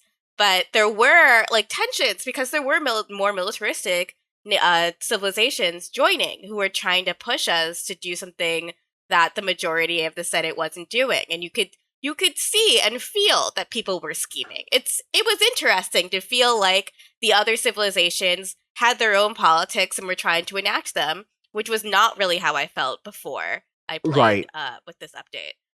As the galactic community stuff gets further and further on, those higher degree resolutions end up being really big in terms of like the top level. There's like a politics and resolution line called the greater good. And at the third level of that, there's 5 levels. At the third level of that, it straight up says, hey, if you're part of the galactic community, you cannot allow the basic stratified chattel slavery or livestock slavery style of living standards for anyone inside of your power. And I think about when we did this stream, Rob, with you and Danielle of the Striven Solar Commonwealth, where like there was no way for us to try to swing things galactically away from authoritarian slavery. This would have given us another option to even think about going down that road. It would have been really hard, maybe, to get enough votes to ban chattel slavery, for instance, or to ban subsistence living.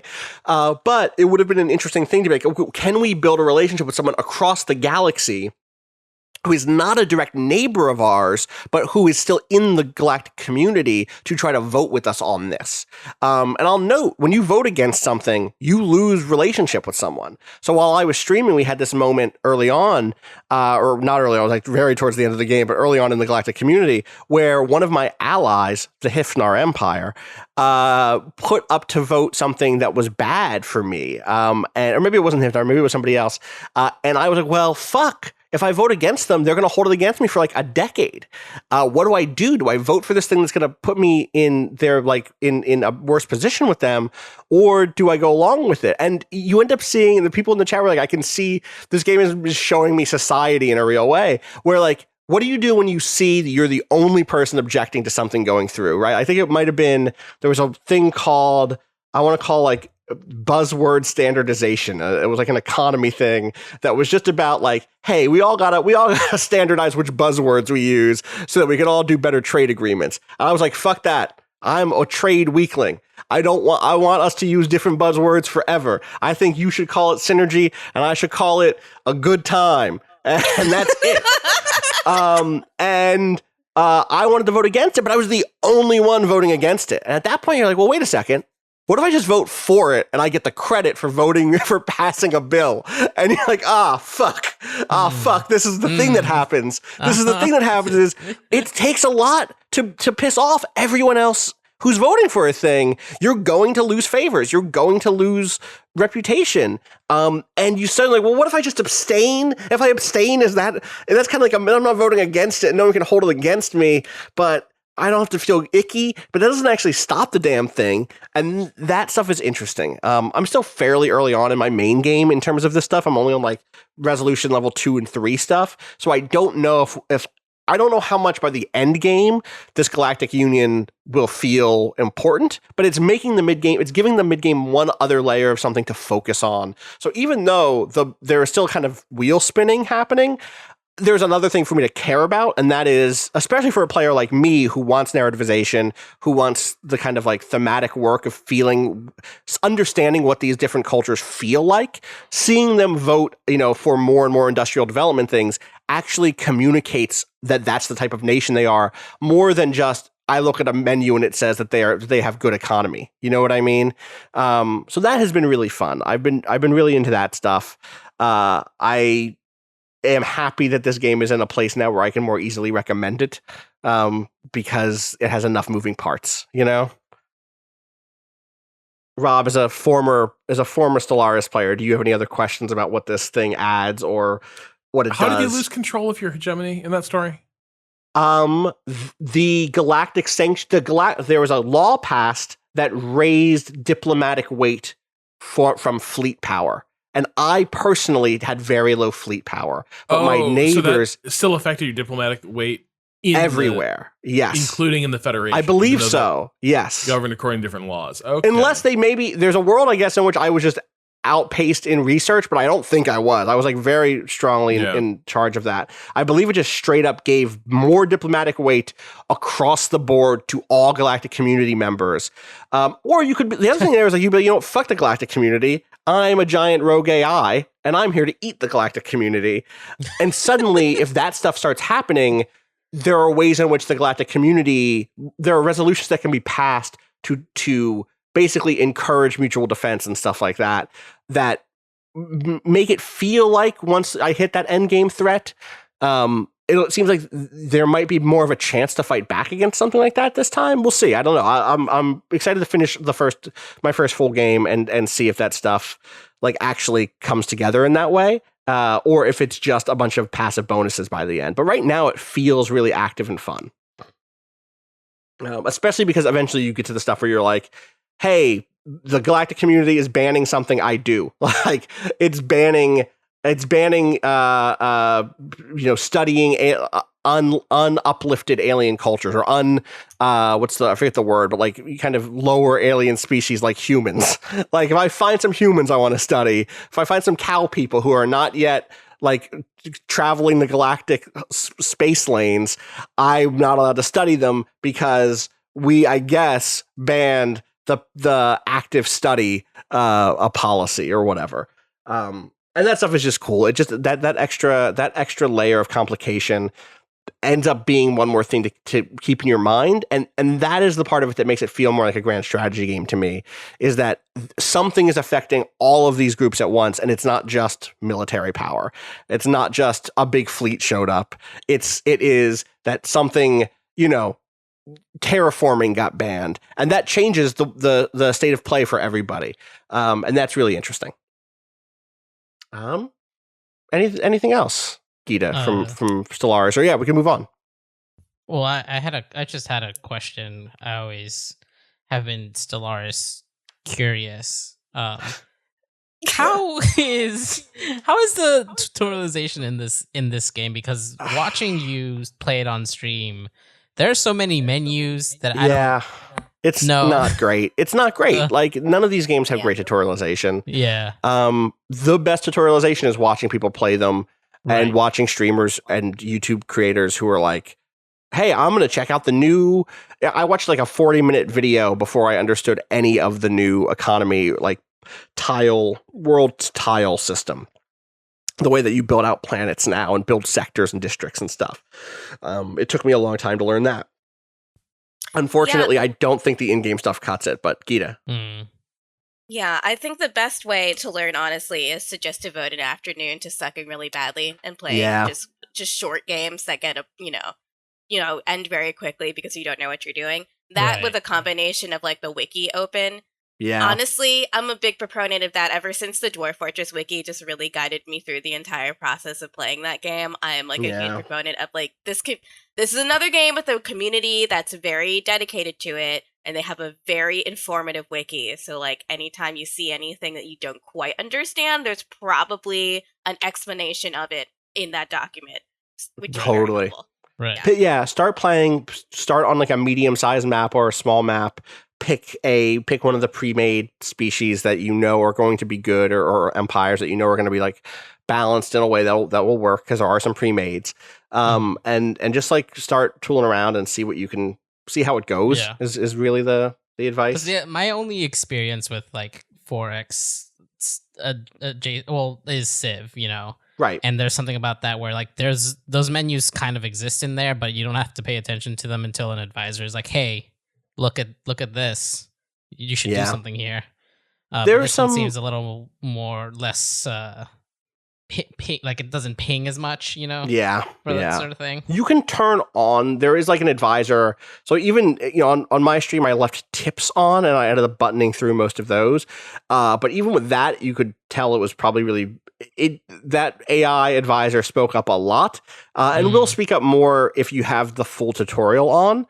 I guess what I'd be interested in Cado is if you gave it a try and had the full tutorial mode on, if you thought it would walk you through it better than we're saying, because I haven't done the full tutorial in forever, and I've been playing this game now for 5 years, right? It's sitting in my Steam cart. Gita, did you go through it? I actually, played the game with the tutorial recently because I was like, haven't played this game in like a year. I do not know if I remember what things are called, so let me just turn the tutorial on. For someone like that, I think the tutorial is very helpful. Because it just is like, this is a science ship. And you're like, oh, I remember what to do now. That's great. I do not know if it'd be helpful for Cado, and I'm interested to see if it helps a new player. Because I know, if you are listening to this and haven't played it since launch, and you're like, oh, that sounds good now, put the tutorial on. Because it'll at least remind you where the menus are and like what the shortcuts are. What the shortcuts are is very essential. So I recommend it. Cool. Yeah, I think I'm going to try it. Although, fucking Animal Crossing comes out tonight, so I don't know. Who has time for that? Yeah, we will. Listen, you only play Animal Crossing like 2 hours a day, then the rest of your day can be Stellaris. Could be Stellaris. There you go. Well, plus an hour for Destiny, plus probably another hour for Grand Blue Fantasy, which I'm still doing regularly. I'm also still doing that regularly. I'm patiently waiting for days. Plus another hour for Versus. Yeah. This is what a healthy video game diet sounds like. Plus tabletop stuff. Plus, just mix it all up together. I played Dialect the other weekend. It was great. Wait, what happened? I played Dialect. Oh, nice. Dialect fucking slaps. You want to talk about Dialect? You want to shout outs to Dialect? Shout outs to Dialect. So it's this tabletop role-playing game where you set up, you create and then slowly watch die out a language. And it's that really sounds neat. dope. It was it like has like 3 different ages set up, and so like the first age there's a lot of like creation of words through like different prompts and stuff, and then like as it goes on, your situation changes, and there's new conflict and interesting things where new words might sprout out, and then like we didn't actually finish it because it was going long, but it was good, and it's one of those things where, given that we're all social distancing now, there's actually a module on Roll20, the website that is made tabletop role playing over the internet like really, a lot easier to kind of handle, and specifically with the module system where it's like the people who made the game set this up, like put together like everything, so it should be good to go for you to just log on and play the game after going through the rules. But it's definitely totally definitely worth checking out. Which backdrop did you use? We used the what was it called? The Protectors? What is it? Describe it. It's one of the extra ones. So I see it. Yeah. It's I think we realized this after the fact, but so it's like related to the like protesters at like the native protesters for like the pipelines situation is kind of like what that drop is, but we like extracted it, like expanded it out because there happened to be a similar situation in our long-running D&D campaign, and it was like, cool. What if we did these people, but like switched it up a little bit? So it was more like we're actually these elven mer people that are fighting against a toxic invasion of their waters. Awesome. So it was a little twist on what was written in that background, but it was cool. Yeah, Dialect is super cool. It comes with a bunch of what are called backdrops, which are kind of the like default settings for the game that have basically certain prompts because you're basically playing an isolated community that is slowly, you're playing a character in an isolated community that kind of represents a broader range of what that community is. Right. You're building out new like worlds. Each person's character is an archetype that's supposed to kind of yes, be pretty representative of a certain type of person within the community, and not always. I mean, it is, you are one person, but you extrapolate out to like being that thing for the community.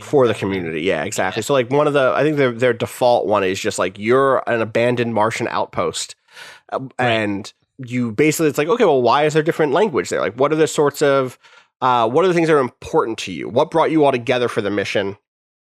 And then based on that, have some sort of word that represents that. And then over time, you build out from those things. You answer different questions. You draw cards that give you prompts to like come up with new words and ideas. Like, how do you explain that what's the word that you use that means like cool? What's the word that you use that means danger? And then over the course of the different ages, those things can grow and change and be threatened.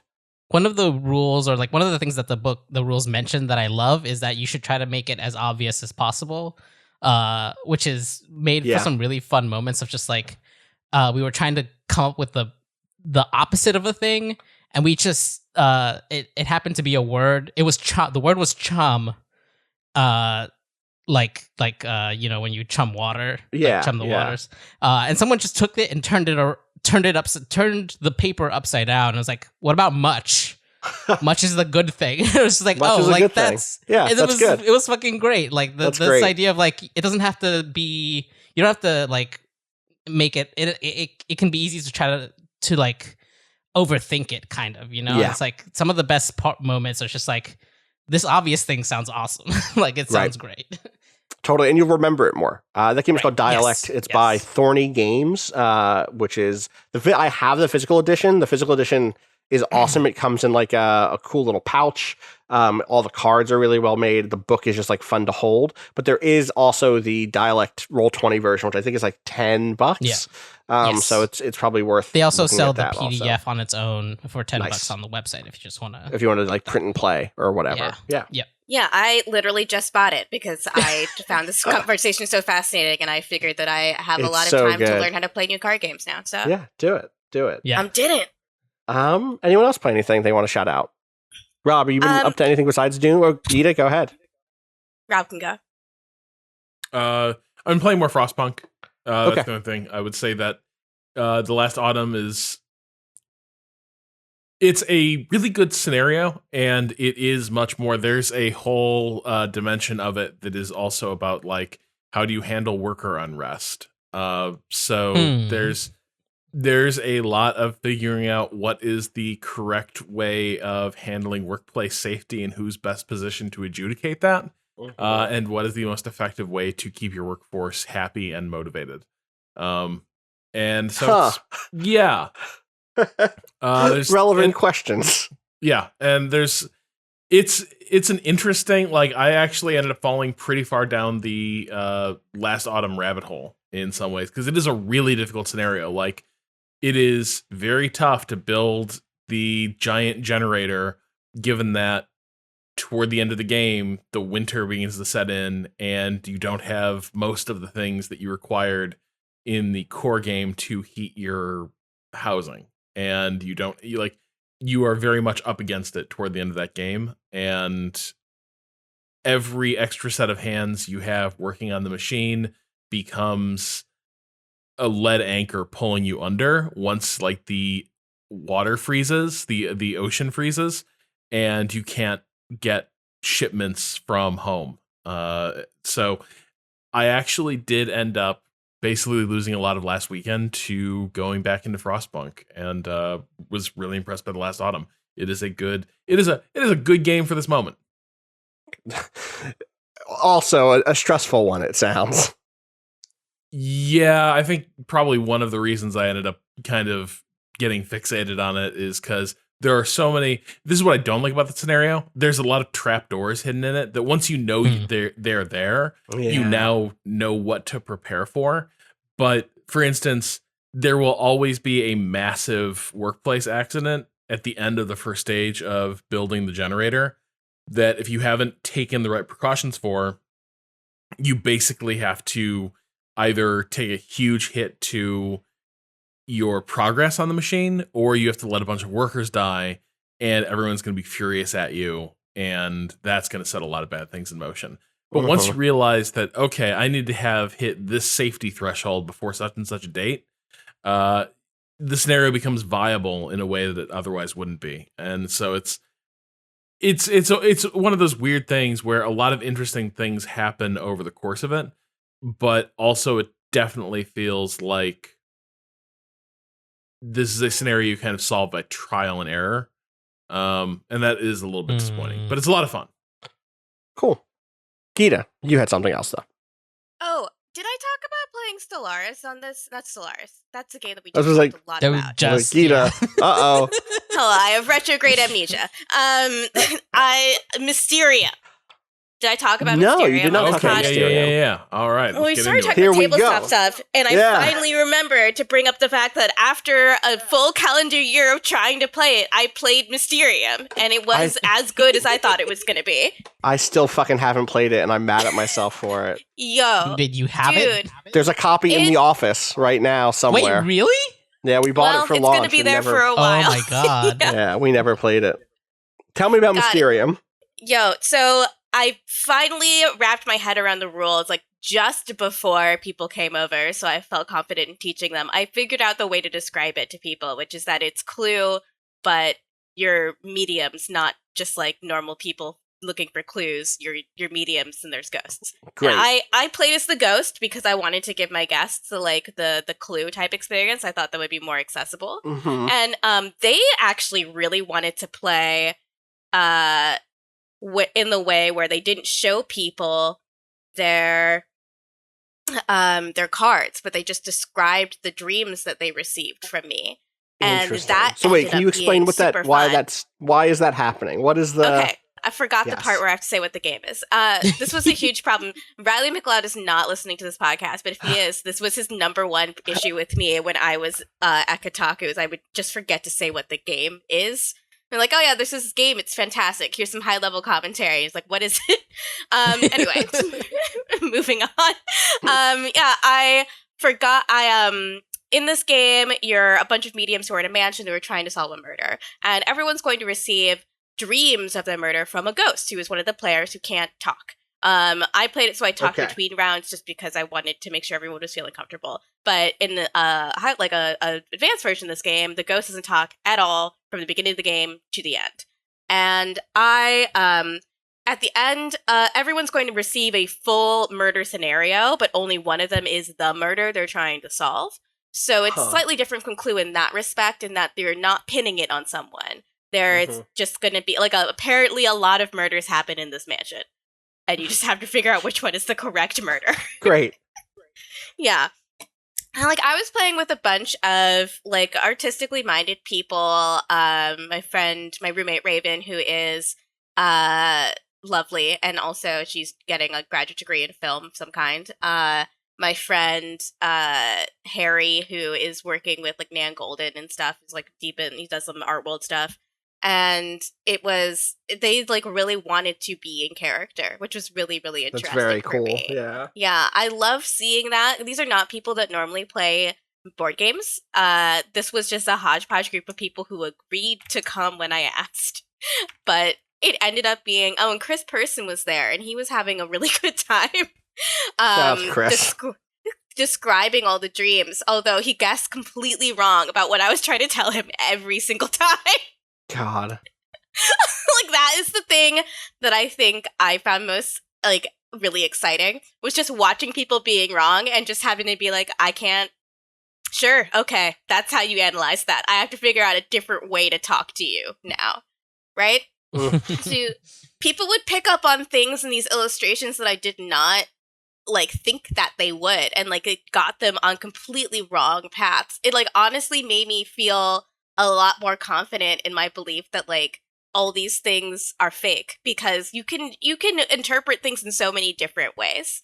It's impossible to get it right unless you are really close friends with the person and, like, have formed a mind meld over a period of, like, 90 minutes. Right. So that's the thing, is, like, you as the ghost have a have a hand of cards or a deck of cards? A deck of cards. I have a hand, and I'm always supposed to have, like, 7 or so cards in the hand. And then you have to communicate just with those cards. So, like, who did the killing, or what the weapon was, or something, right? You'll sort of go up in a track, and you'll start with who did the killing, what the weapon was, what room it was in, and you send out visions regarding, you know, what particular part of the track each player is on. There's a way to, like, move upwards, so that gets into scoring stuff, which is really complicated. But essentially, everyone will start off with visions of who the killer is, and they'll all have their own killer. Those visions are I think one of the things that's, like, so important to understand is, like, the art on that game is, like, very abstract, right? Like, it's like, here's a black box theater floating in clouds made of dandelions. There's nothing literal. Right. Nita, I'm curious. Which edition did you play? Was there any Polish on the box, basically, is my question. It's a French game, actually. They got some French award, and I don't know how to say it. It's on the box, though. Yeah. I think it might be a Polish game. It may have just won a French award. I am pretty sure it's Polish. I'm pretty sure the original, or at least the original designers are. Well, yeah, because, like, here's the entry. Because where I was going with this is, basically, I'm playing the hipster. I was into this before it was cool. One of the things that is an interesting decision they made was when they did the English version, they changed the art. Like, in the podcast channel, like, there's a deck of the scene cards from the Polish edition, and I'm curious if that stuff looks familiar or whether your edition looked different. Oh, wow. Because I remember playing, I ended up playing at both editions, and just the weird thing to me was the Polish edition. I think there's also some rule changes that were made as well, but I remember the Polish edition also just had, like, even more weirdly abstract art in some ways. Like, there was an unsettling quality to it. And then it seemed like the English edition went for a little bit more of, like, a Clue looking presentation. And it did change the dynamics around the table of how people tried to describe, like how people tried to describe the dream, right? Whereas when we were playing off the Polish cards, it did have a more dreamlike quality because it was harder to figure out, like, what the fuck am I looking at? What is because you're doing, like, color and, like, shape association in some ways, right? Where it's like you're trying to communicate in this. Yeah, you're trying to, like, give people these, like, you're trying to invoke these weird associations that aren't 1-to-1. Are these I don't know. So wait, there's dream cards, there's also location cards, right? Yeah, the dream cards are the ones that the players get to clue them in. I think these are the ones that Rob is talking about. And the ones that are... I just searched the Polish name of this game. Okay. To try to find the edition. And these were not cards I saw in mine. Some of them were similar, but you can see like the level of abstraction that you're at. A lot of them I would pick, like I would give them to people and be like, I want a full-size print of this, please. Like they were, you really like had to stretch your brain in order to sort of divine what people were saying to you. And that feeling of like passing something and just thinking like, look at the like red thread, like look at the red thread, please look at that. That is the part I need you to look at. And then them not fucking doing it. Yeah, you definitely feel like a restless spirit who no one will help or mourn, right? Where you're like, no, I was killed with this thing. I was killed. The kite is, look at the kite. Yeah. Please, I'm begging you. God, that's very good. I will say it is sad to think about not playing. Like, oh wow, I'd love to play this board game. Like, no, you're not gonna. We're gonna be in my apartment until forever. No more board games. Well, there's Tabletop Simulator. I guess there is Tabletop Simulator. And there's Vassal. Does anyone really use Vassal anymore, Rob? Oh, Vassal's huge among wargamers. Is it still huge? Oh, sure. So, you know, there's some very good Vassal modules. The problem is you need to know how to play the game. Like, that's always, like, Vassal doesn't do any administration, which is where it gets tricky, because it becomes harder to play than a board game, because board games have sort of physical logic to their layout. A Vassal module doesn't necessarily. Right. Shout outs to Vassal, the OG. If that's it, I think we should probably wrap up. We can go for a little bit. This is not the episode 300 I think any of us expected, but given the situation and given how pulled off into different directions we all are right now, and given the circumstances, I hope you enjoyed it. As always, you can follow me on Twitter at Austin_Walker. Where can people find you, Gita? You can find me on Twitter at XOXOGossipita, and I'm also on Instagram. Look forward to lots of pictures of my cat. Hell yeah. Cado. At AA_Cado_appears. And Rob. Oh, I'm just at home, You're just hanging out. Just chilling. Great. Easy to find these days. At Rob's Acne. You follow everything we do at twitter.com/waypoint, waypointadvice.com. Go read Gita's Animal Crossing review. What else is up? This week for people to go read? Oh, this week? Man, I think it's just Animal Crossing, dude. Oh, there is a neat story about No Man's Sky that I did yesterday, 2 days ago, for people listening to this, about people in No Man's Sky trying to combat social distancing, or like the isolation of social distancing, by going to a galaxy that is just incredibly easy to find and telling everyone the address so that people can come and hang out. And I think it's really sweet. Awesome. Should also read this thing by Natalie Flores about sort of the latest twist in the ongoing saga of Final Fantasy XIV. I can't read this, Rob. This is about a thing I haven't gotten to yet. But other people should. Other people should, even if you don't. As somebody who could not give a damn about Final Fantasy XIV in the way of like following it that closely, it's still an interesting piece, because it is kind of it's charting how in some ways Final Fantasy XIV has already been kind of a subversive fantasy narrative through its history, but then also how the most recent turns really start to put their finger on uncomfortable tropes about like the way your average RPG makes it so that, of course, you're the person who should have all this agency and decision-making power because you're the hero. Like, of course you should be the one to make this call. And now in Final Fantasy XIV, basically somebody's come along and it's like, anyone could be a hero. Everyone, the power's already inside you. You could all do things. And that person is up to no fucking good, but the game is kind of pointing out like, okay, but what is the case you're going to make against it being bad that people are exercising their own agency? And I think that's an interesting through line. Totally.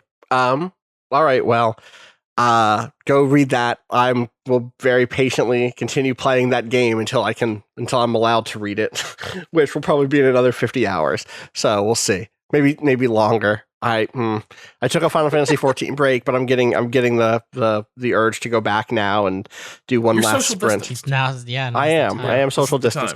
I'm social distance, but I've been playing Grand Blue. I've been playing I started playing Phantasy Star Online 2 because that's an open beta on Xbox now.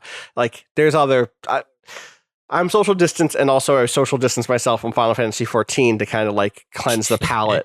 But now I think I'm ready to go back and finish the fight, as it were. You know, I think part of me is like, once I'm done, then what? Then what do I do? And the answer is anything else with my life. But it's still hard to like close the book, you know? So it's an MMO. It keeps going. Yeah, but I actually think part of it is if I finish it, I might not keep going. Sure.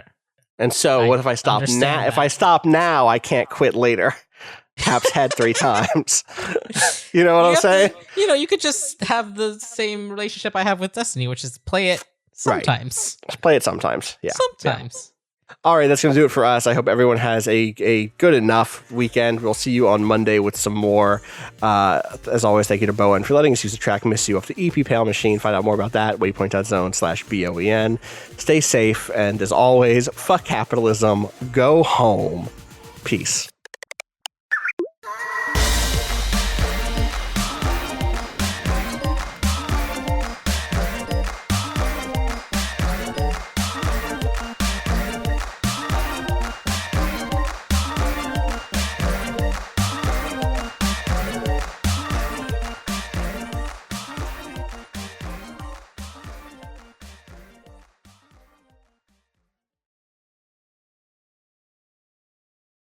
All right, we should send these files over. Yes, please. I should do that. I will do that for Cado. Not for anyone else. For Cado. Only for Cado. Sound files just for me. Cado, if I hear my vocal track on the produced episode, I'm gonna be pissed. What? That's just for you. Oh shit! Don't leave me out of the mix. No. Just people like, oh, what do you think? It'll be Rob? like Mysterium. Everyone can play Mysterium that way. Right. Everyone will be like, what was Rob saying? And then I'll just like leave cryptic images. I'll just there. Send me some Mysterium cards. Send me some Mysterium cards for each of your sections, and I'll just pipe myself in reading out descriptions of them. It'll be fine. Yeah. All right. Sounds good. Have a good one, everybody. Yeah, you too. Peace. Bye. Hello. Hello. Hi. What's up? I was just playing this game. Wait, which one? Stellaris? Stellaris, yeah. Right, good. Well, when you open Audacity. Hang on. Good. Yeah. We should do a clap also. All right, Audacity is open. Can you actually do me you want to just start a new file? No. Everyone else keep recording. We'll clap again. Gita, can you do me a favor and angle your mic out like more straight? Yeah, that's better. Hello. Yes, I'm you. Gita. Okay. No problem. I don't know how. I'd never use this. It's more or less decoration in my home. It's because good. when I go home from work, the last thing I want to do is play a video game. Fair. Extremely fair. All right, we should time that is. Are you recording? Oh, yes, me. Yes, I you. am. Okay, we should go to time.is and do a clap. You want to do 55 seconds. Nice. It's very funny that to you that sounded nice. It's fine. It's On my different. Sounded good over here. It's just different internets. My internet's just not there, as people who tried to watch my Stellaris stream may have known. It sounded like the really, really slow clap from that one Radiohead album, Hail to the Thief, on that one song, where everyone's clapping on a different note. On a different note, don't know when to clap. Yeah. That's what it sounded like to me. God. Wow. You got like a solid 7 hours at the end there. Yeah, it was fine. Once I dropped it to 720p, it was totally fine. Right. Okay. parents in the neighborhood around us were like, they're letting maybe their kids all hang out already, and they just decided like this is the bubble we're going to be in. I'm choosing not to think they're being that responsible. Stupid. But it's like there's 6 kids playing out in front, and then the house next to us, she can see them and hear them, and then I have to be the one that's like, we have to walk past them, shut the door, and you're not allowed to play with them as she screams at me. Whereas the rain keeps everybody inside. Or if we go out to like jump in puddles, it's like minimal contact with people. She could be like, I want to go play or say hi. That sucks. That's really tough. Is this any better? Yeah, it might be. Yeah, it might be. Whoa, Rob, I think you're on the wrong mic. Yeah. You're good now, Cado. Yeah, that did it. Awesome. Love it. Love to... Oh, is it? It might be slipping. We'll find out in the next like 3 minutes. Fucking hell. Yeah, it's gone. It's okay. Great. Love it. All right. Okay, let's just roll. I'm just gonna turn that off. Yeah. I'm ready to clap whenever. Oh shit, no. Okay. Sorry, I was looking at Elon Musk being an asshole, so. No. Nate Silver, can you just explain can you look up a spreadsheet of where the hospitals are that I need to fucking piece of shit. All right. Let's do, are we all ready? Are we all at time to do this? All right, 40.